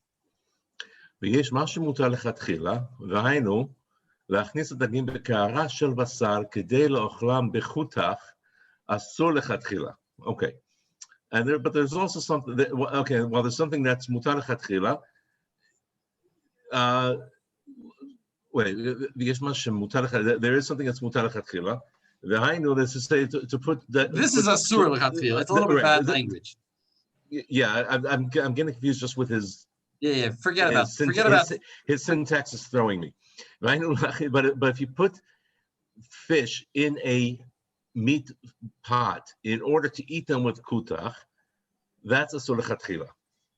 ולכן אמר הש"ס, דגים שעלו בקערה, כלומר בדיעבד שעלו, אבל עלו מותר לאוכלם בכותח לכתחילה. So when the Shas says that fish that were put into the ke'ara, that is to say b'diavad, that they were put in. But if they were and then if it's put in, then it's okay to eat them with. I think he's saying like they're put in the plate b'diavad, but then you can eat them with the kutach lechatchila. Like you didn't need to put them in the plate, but once you put them in the plate, go ahead and eat it with the kutach. Right? Okay. ומותר הווה לכתחילה. עיין שם, ויש מי שאומר שאם עשה לכתחילה להכניס את הדגים בקערה של בשר כדי לאוכלם בכותח, כנסינן לי שלא יאכלם בכותח, פרי חדש בשם מנחם כהן. ויש מי שחולק... Wait, so explain that, wait. Okay. So what does the Pri Chadash say? So the Pri Chadash is saying that if lechatchila, you put the fish into this meat pot, or this meat kara. We haven't said, but the meat pot. Right. In order to eat them with kutach, what's kansinan? Kansinan le?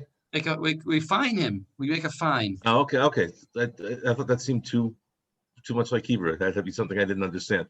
So he's fined him because he's not supposed to eat it with the kutach. So he's basically he's saying you can't do that. In other words, you can't do that. It's a knas. In other words, really logically it would be mutter, because I mean once he did it. He shouldn't have done it, but he did it. So now you could eat it with kutach because he did it, because it's not barah. So why is it usher? Because it's a knas. You have to say it's a knas. Otherwise, from the structure of the law, it would be mutter, because you have to say that there's actually a knas on a person who does this, and that's why it's forbidden for him to eat it. V'yesh mi, this is v'yesh mi shecholek b'zeh kivan de'archaka be'almau, Pri Chadash. So in other words, and Pri then Chadash on the himself, other hand, Pri Chadash says Pri Chadash doesn't agree with this because it's just a harchaka, it's just distancing. ונראה כדעה הראשונה שלא להרגיל באיסור. And he's basically agreeing with the with the first Menachem opinion, Cohen. with right. Minchat Cohen. Right.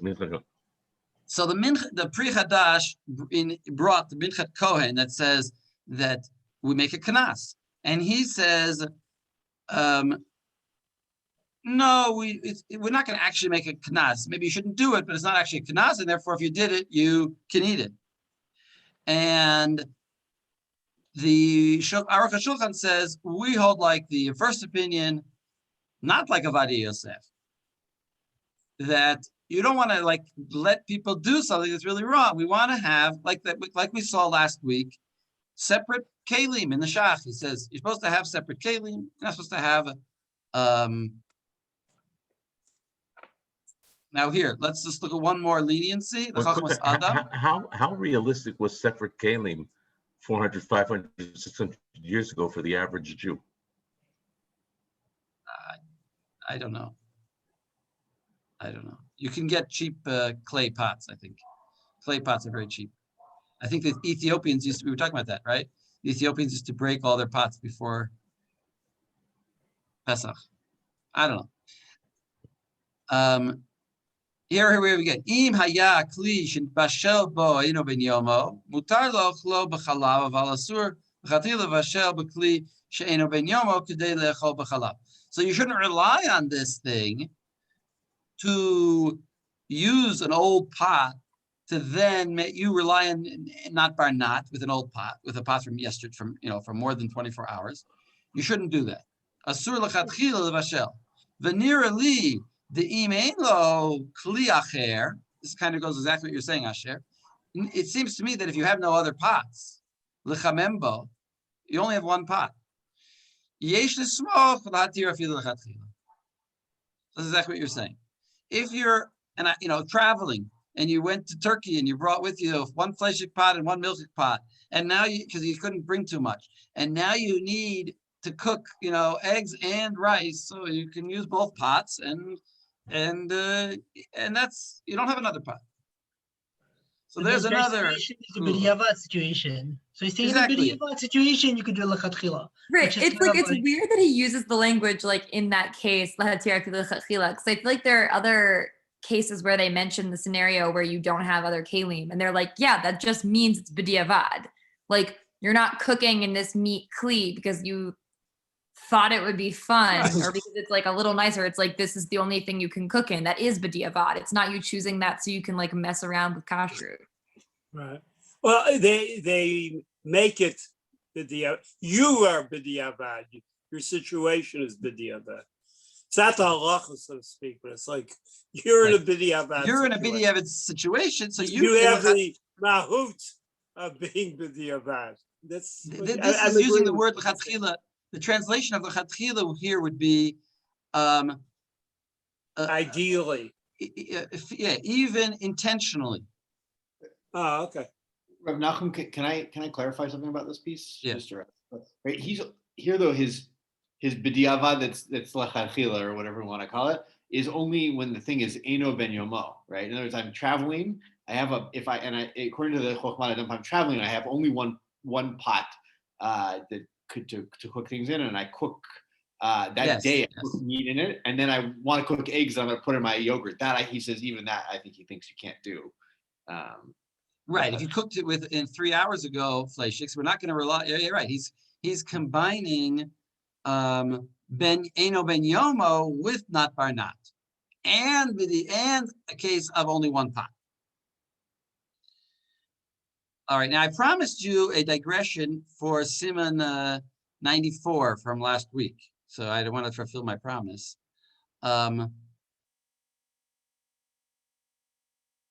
So the Shulchan Aruch over there said, "Im bishlu mayim b'kedera chadasha v'tachvo kaf choleves." You boiled water in a new pot and you stirred it with a milchik spoon. V'charka chazar. So the pot is parv, but now you put a milchik spoon in it. V'charka chazru ubashlu b'mayim pam acheres. And now you boiled water. V'tachvu bo kaf shel basar. And then you put in a meat one now. And they were fresh spoons. There wasn't 60, so you can't rely on 60 as your heter. So now the pot is ruined because you put fleishiks in it, and you put a fleishik pot, a spoon in it, and then you put a milchik spoon in it. So what's the pot? It's got both. It's a treif pot. Presumably. Wait, but the way you kosher a spoon though is you put it into boiling water. So if you put whichever spoon you put into the water, then no, but we only do that with a spoon that was 24 hours old. Okay. And this is a fresh spoon. And that's and here you could do it with a fresh spoon, but you'd have to have 60 in the water. But here it explicitly says there isn't 60 in the water. Technically, to kosher something, you need either 60 in the water, or even if you don't have 60, then you can do it if the spoon is 24 hours old. Ideally, you have both, but that's not. That's like they say. That's like suspenders and a belt. Or soap. Okay. Aval shar devar mutar levashel, but you could cook other things like rice in it. Me'achar shahayta chadasha v'lo bashlu ba me'olam. You never cooked in it. Aga miu imavar bishel ba vasar o chalav mutter, but b'diavad it's mutter the food that you would cook in it. Tahave notin tam or notin tam. That's our thing. So the shach comes, the shach asks, why is this pot forbidden? Isn't this a classic case of not bar not? You put the spoon in, and it was, from the spoon into the water, into the wall, and then, that was all mutter. So there was like 2 or 3 levels of mutter. And then when you do the next time, it's also 3 levels. It's also 2 or 3 levels of mutter. So it's not pranat. So he says, well, yeah, go ahead. No, I have an idea how to resolve it. So here, the shach says, first of all, the shach says, I'll just jump right to his answer. Mihu, ha lo kasha. That was his kasha. His kasha is, this is should be mutter. Why are you saying it's asr? So this is what Joel said yesterday. But I chopped up the chach and just pulled out. There's a very long chach, and I just pulled out the key lines. What I think is here. Mihu ha lo kasha, dilma lo yehe mutar levashel ba afilu chalav. The kevan the al kol panim tzarich likvor tashmish echad v'kedei rezu. He says the reason that you can't cook even milk in it or meat is because we have a rule that you have to establish a pot as either milk or meat. V'im ken yesh likvor la tashmish basar. T'bekol makom yoter nishar me'atam. So he says, so then you'll actually say that the pot is fleshik because the last thing you did in it was fleshik. Mikol makom yoter nishar ba'atam ha'acharon ken katav iser v'heter sham v'heter. So I guess he's actually disagreeing, right, Joel? He's actually disagreeing with the Mechaber at the end of the day. And he's saying, the pot is really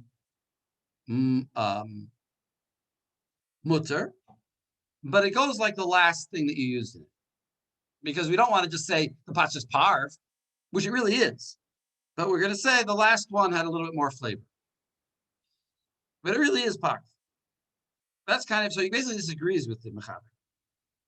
And then I say like this. Now the Shach just explains why even the Rivan would be lenient here. So you could say, wait a second. According to Rivan, there's no nat bar nat when he's talking about boiling. So maybe that's what the Mechaber is saying. Maybe he's passing like the Rivan, which of course would contradict our Siman, because we know he's not passing like the Rivan. So maybe he's passing like the Rivan. You can't say that because even the Rivan would be lenient here. The Kamosha Katav HaRosh, repair Kol Shar, B'zel L'shono, Afil HaOsrim Nitpashlu, HaChashari. Here we would permit. He would permit. Why? The Hatam HaBasar Nivla B'Dagim, Chashuv Tam, when the meat went into the fish, that is called tam. And as you boiled your fish in a fleshik pot, so the tam went into fish, or you roasted it in a fleshik, or you boiled it in a fleshik pot. That's chashuv tam. Ki nivla ocha b'ocha, because he says food into food, but essentially flavor into food. Shedagim ruim lachila, because the dagim are edible things. Hilchach aser lochlan bekutach. That's why the Rivan says it's aser with kutach. Im nitprasher b'kederesh basar.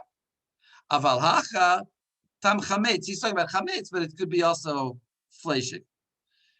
Niflat min akli l'mayim b'chozer v'nivla b'dofnei akli eino chashuv tam k'sheyachzor v'yiflot b'pesach l'toch hatavshit. In other words, going from metal into metal is not the same thing as going from food into food. From a flavor into metal is not. Is it the metal or it's the water that's different?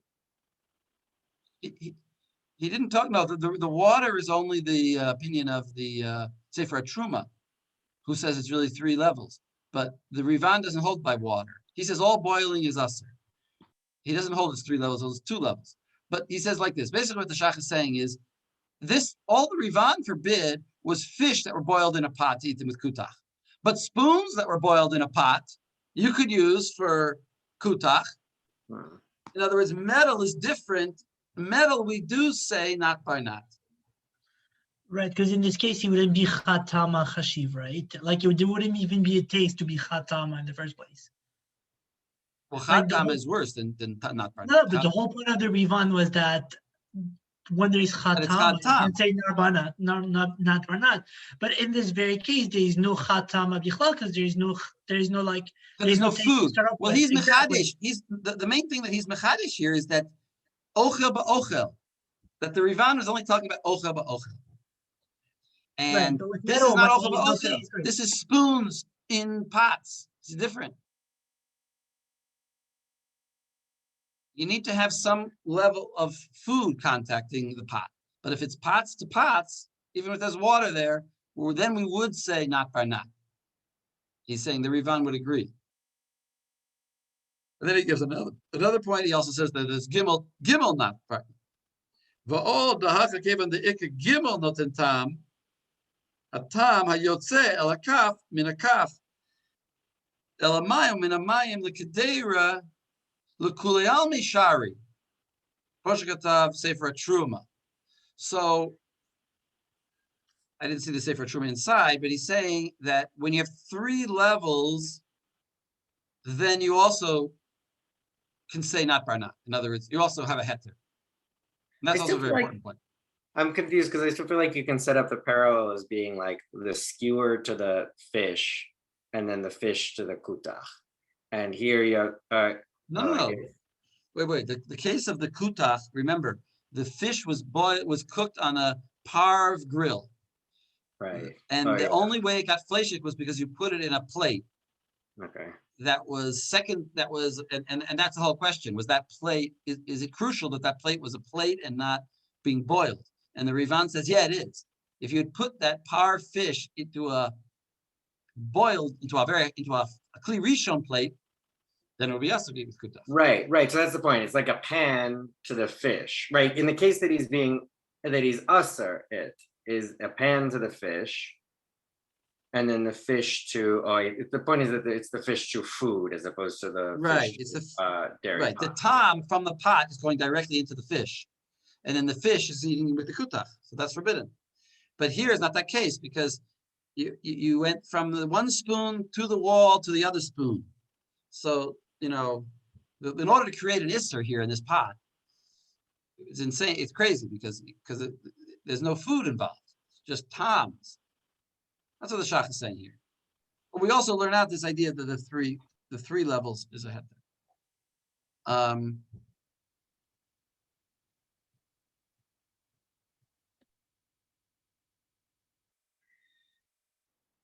don't know if we should do this I assigned this, I asked you guys to read this Ran. I think I want to end with this Ran, maybe. Or we could go to the, or we could go to the Shulchan Aruch.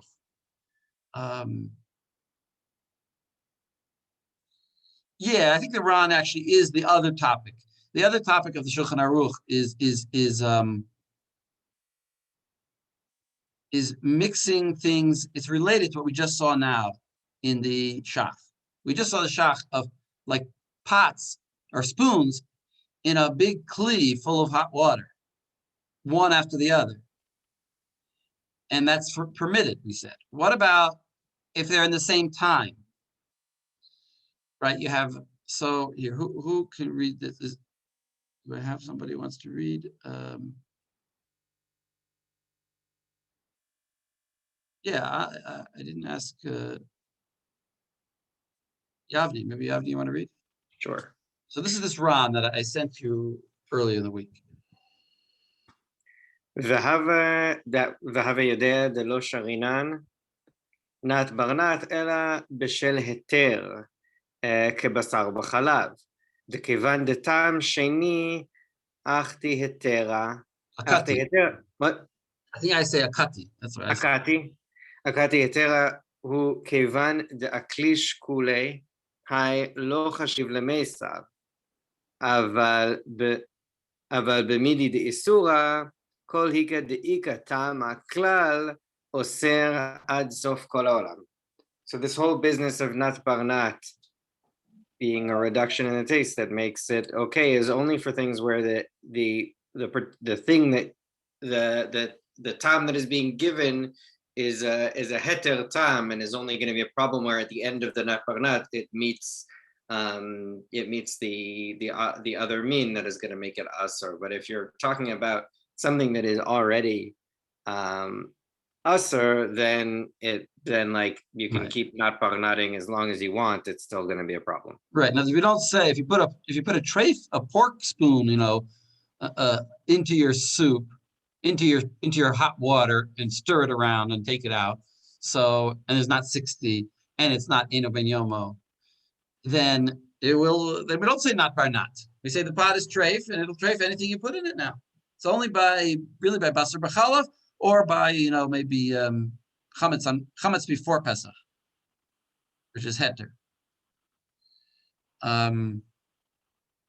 So so now we quote. This is still in the Ran. I just cut it up a little bit.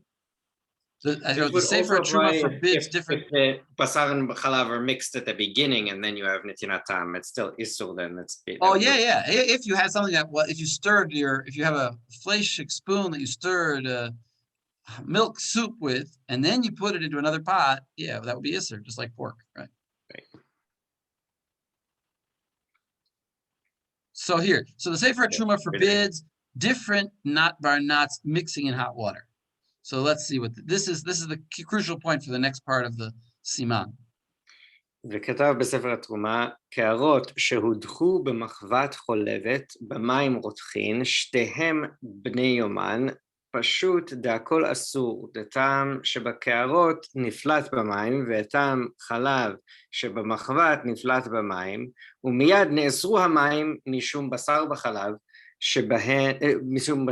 בחלב שבהן, וכשחזרו ונבלעו במחבת ובקערות אסרו הכל. So if you have a pan that you're, I think in one, anyway, if you have a pan that have hot water in and you're washing the bowls of the opposite mean in that pan, then and they're both bnei yomo, meat and dairy, then the whole situation is asur. So what's the case? So why is it asur? Okay. Why is it asur? Because each one exudes milk and one exudes meat into this hot water, and the hot water then becomes asur from basar and chalav flavors combining and reabsorbs into the walls of all the vessels. In other words, you essentially have from the pot into the water one knot, and you have one knot from this one and one knot from the other one, and now they're in the water, fleishik flavor and milchik flavor mixing in the water. Right. Boom, it's asur. It seems very similar to two spoon dippings that we saw. Even though you would say that if you would put that, you could say no, it's not barnat because the water, the pot goes into the water, the flavor from the pot goes into the water, and then the flavor has to go back into the other pot.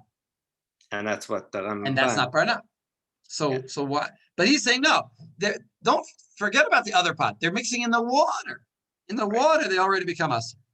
Right. So v'katav alav Ramban. Go ahead. וכתב עליו הרמב"ן ז"ל, ואני אומר איש תבוש, כהני דהיינו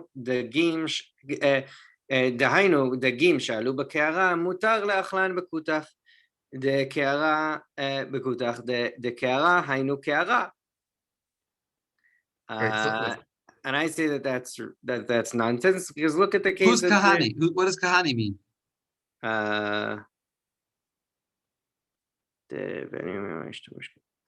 This case of the statement of the Sefer Truma no, I think I don't know, maybe I'm wrong. Does it mean Kohen?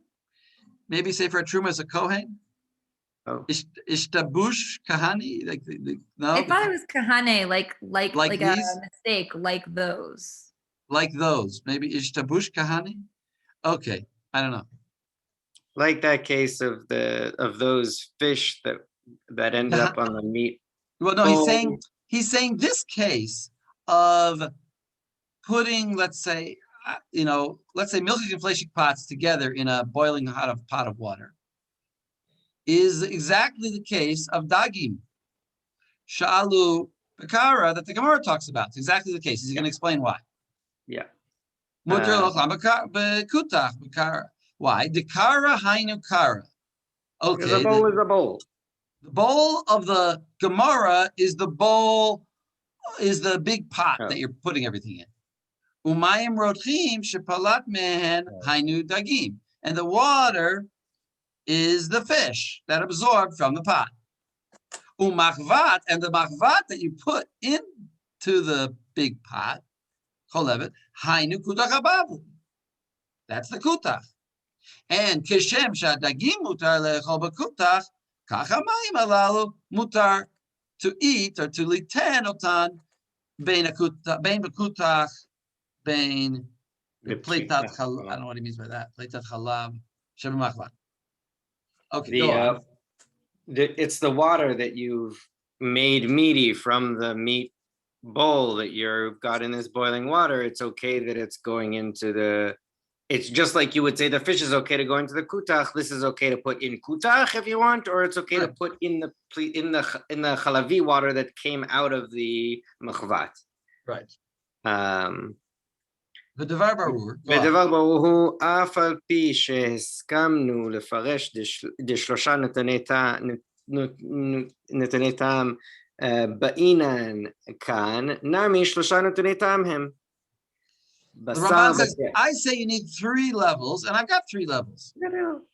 בשר בקערות, קערות במים, מים בחלב. ולא אמרינן החלב שבמים מתערב עם טעם שני של בשר שבהן, כשם שאין אומרים בדגים דטעם בחלב שבתקותח נבלע בדגים ויהיה אוסרן. And so you don't say that the milk and the meat flavors are mixing directly in the water. The water is itself a substrate that is absorbing from each of them, and so it counts as a step. Just like you wouldn't say that the kutach is mixing directly with the meat flavor in the duck. Where was I?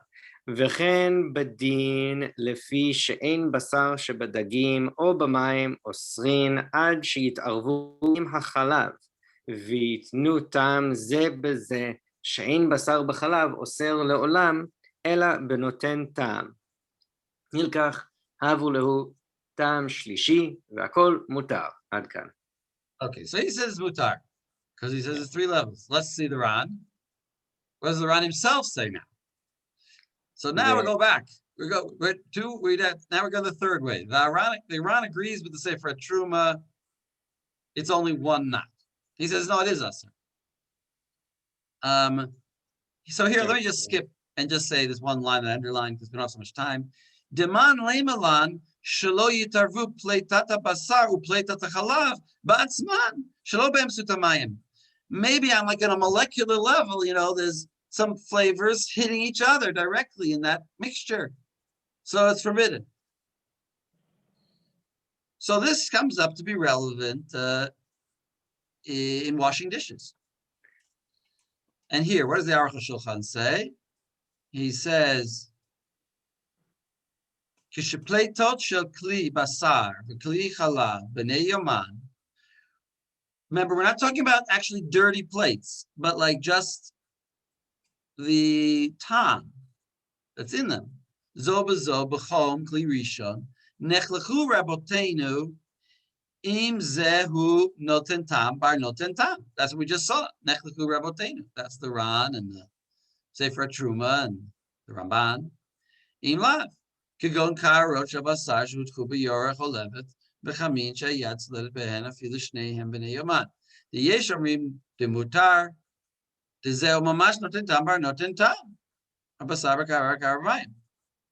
didn't I finish? How does he pass it? Let's go on. So he just says that he's repeating. It's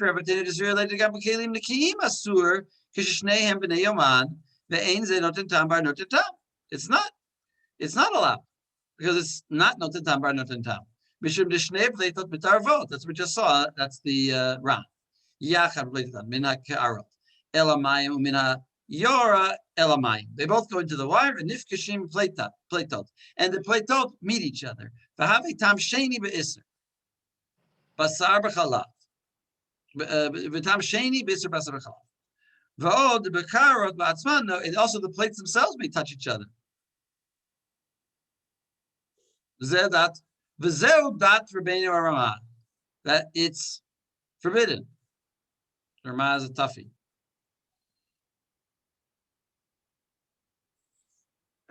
But let's get a little bit of a kula. V'kol zeh shekatavnu b'hadacha sha'oser davka im ediach b'mayim nikiim avalim. Oh, maybe it's not it. Avalim natnu efer. So here we go. This is the Chachmas Adam. Sorry, this is not the Aruch HaShulchan. Now the Chachmas Adam, but this is also brought in the Shulchan Aruch.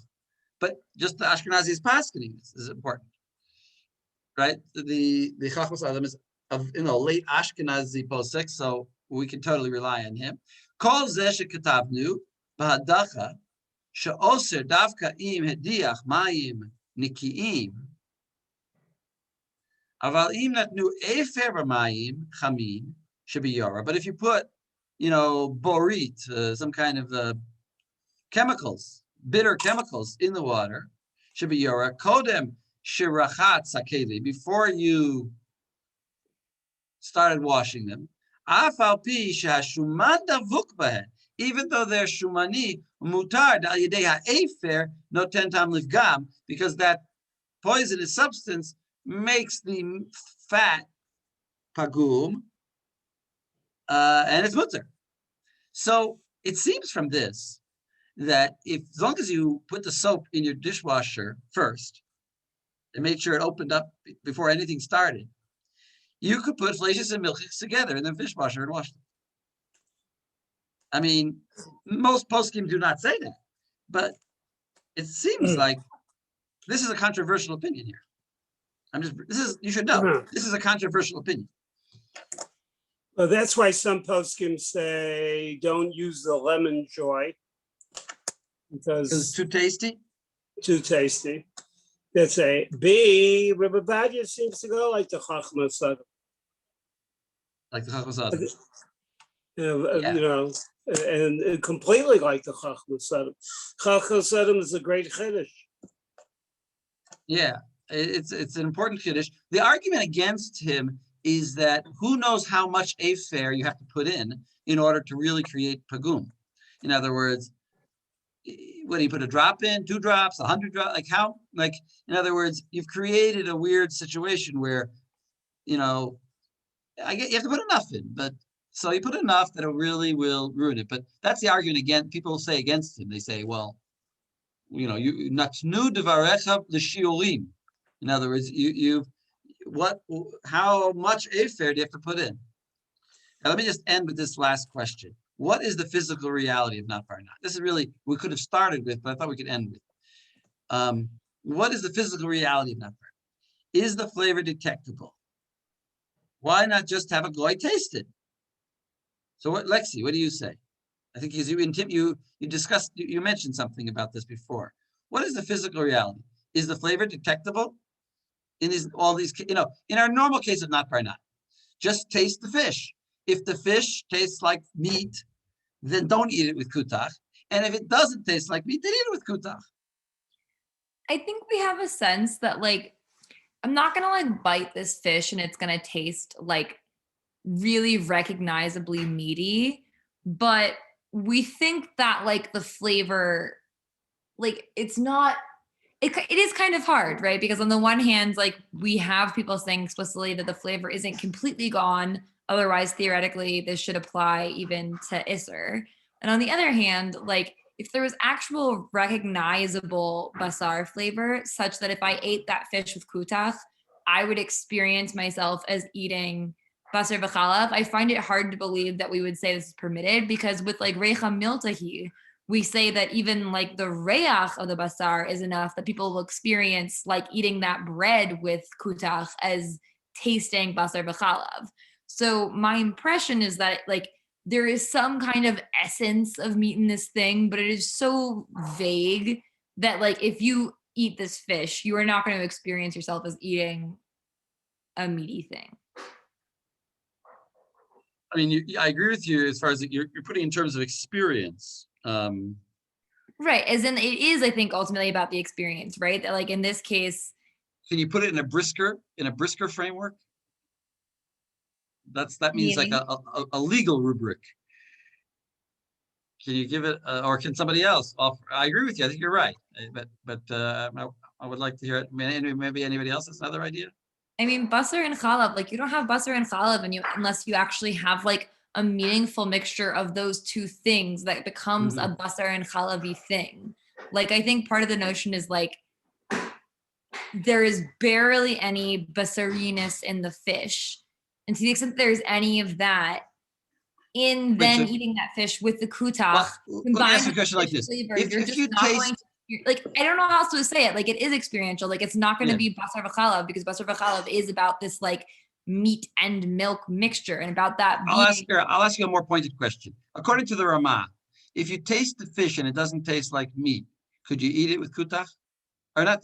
Forget the plate. You boiled it in a fleshik plate. So the Ramah would say you can't eat it with kutach, but you taste the fish and you don't have any milk there. Well, we don't rely on tasting, maybe, but let's say, right, that's the problem. Right. But if we would rely on tasting, because, well, maybe we do. I propose that actually we do rely on tasting. We just don't rely on goy. It's a big question. I don't know if we discussed this way back. No, we did.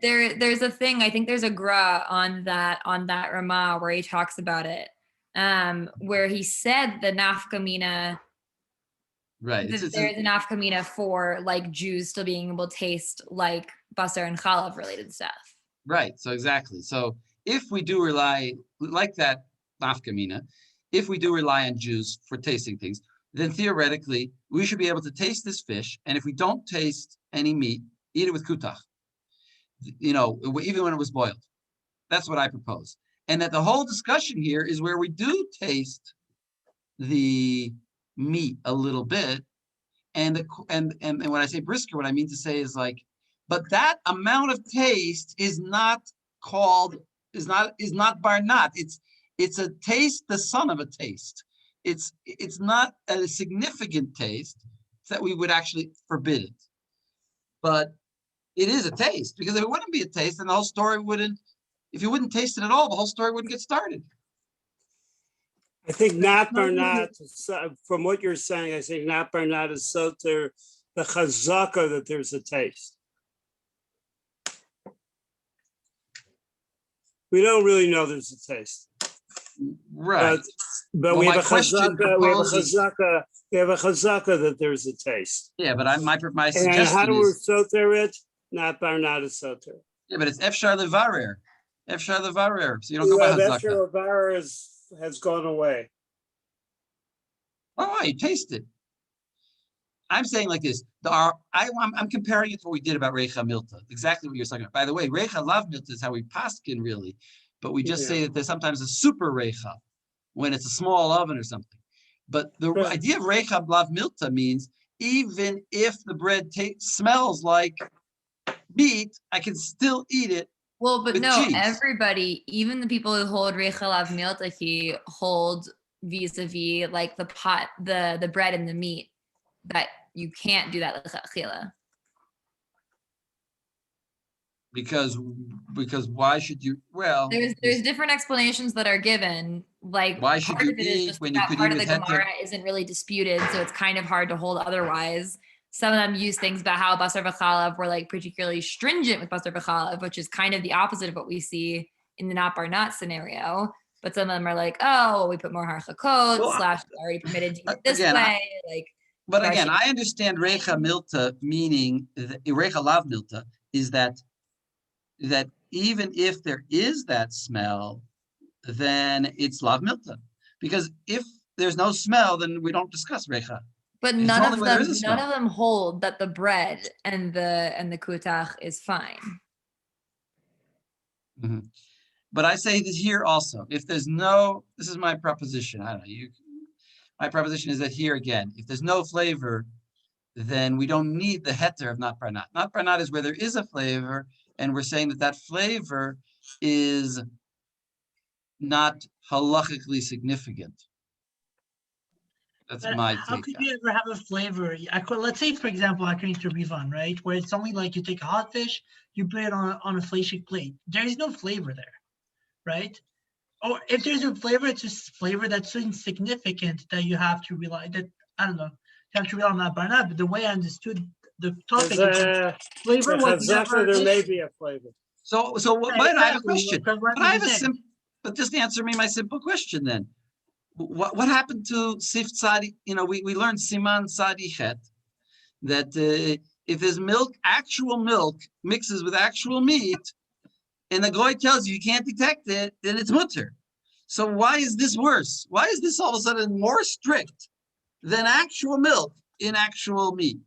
Here is just, you're saying there's nothing here. There's nothing from the plate in the fish. Well, so why would it be more strict than actual milk there? But there's That's a other very distinctions. good point. But maybe a chazaka is actually stricter because ein levarer. It's a chazaka. But we can soter it with not bar not, which is in a sense a different. You're saying we have a hazaka that there's flavor there, even if you can't taste it, or we're saying, but what we're saying is mutter, not bar not is mutter.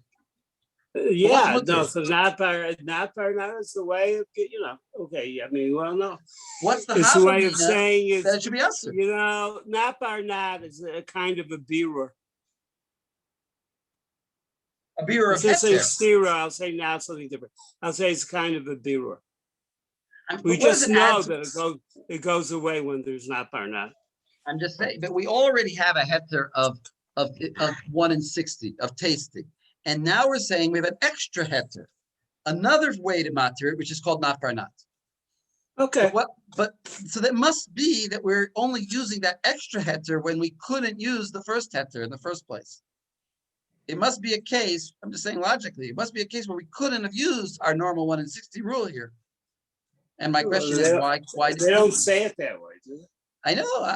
I'm asking a funny question. We sometimes forget, Siman Tzadichet when we're learning Siman Tzadichet. Joel, you want to say something? Well, I just think in some ways, right, these are all cases though where there's not a 1 in 60, and we're all, we may be poskening a little bit like Rashi here, where not only it's not just about time, it's also about ratio. You have to have both of them at this point. Fine, but still let the goy taste it. Yeah, but if the goy tastes it and says, but according to Rashi, even if they taste it and they say it's not, but there's, right, it's 1 in 30, it's still asur, right? Uh-huh. Rashi thinks what you're saying is that maybe we're even though everybody says we don't paskin like Rashi, nobody says we paskin like Rashi, maybe we're confused here and we think we're paskening like Rashi and we're saying we need also 60, which we don't have, and we also have to have no taste. So no taste we for sure don't have, but the 60 we're going to get around because of not bar not. Yeah. So. It's possible, but you realize that just shows how good a question my question is. If that's your answer, if that's your answer, then I have to go really... to Rashi for that. Yeah, that's so.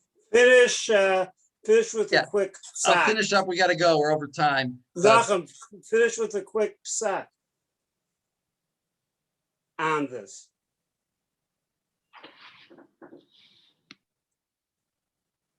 Well, I think that in reality, we don't really. I don't think I'm not capable of saying that we can trust our own taste buds to really know whether we tasted there.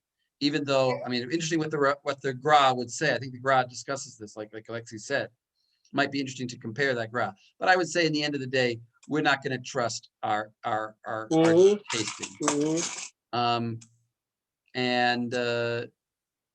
And even right, and therefore it's moved from experience and empirical to law. Exactly. We've gone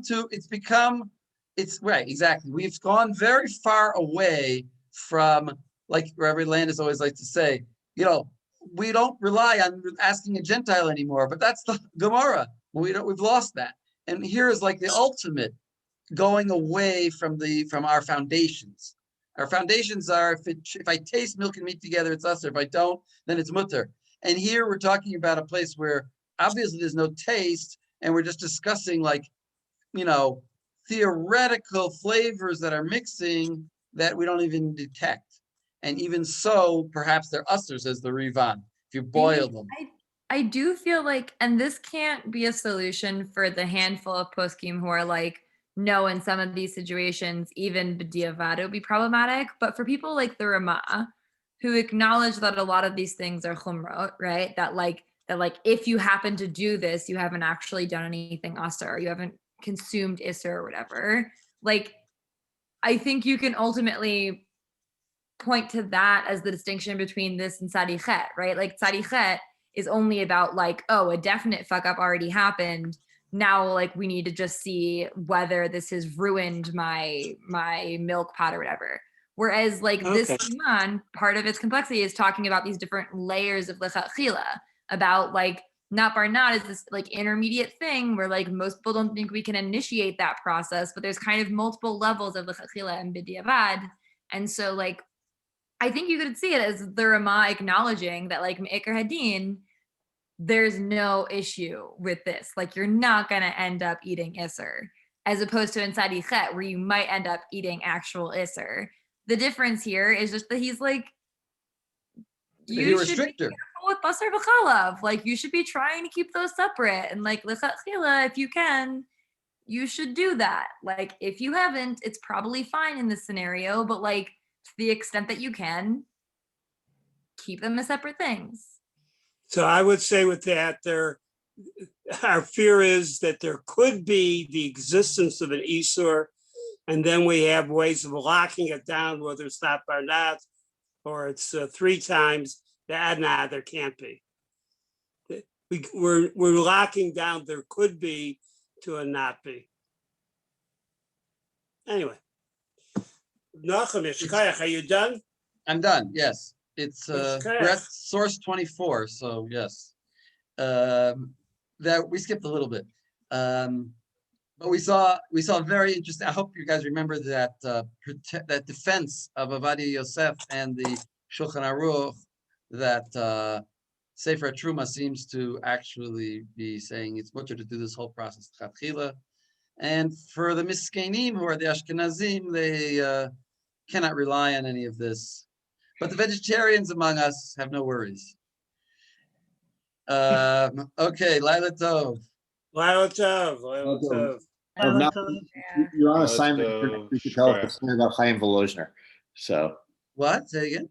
You're on assignment for next week to tell us the Chaim Volozhner story, about radishes. Oh, okay, I will. Okay. All right, go through everybody. Bye.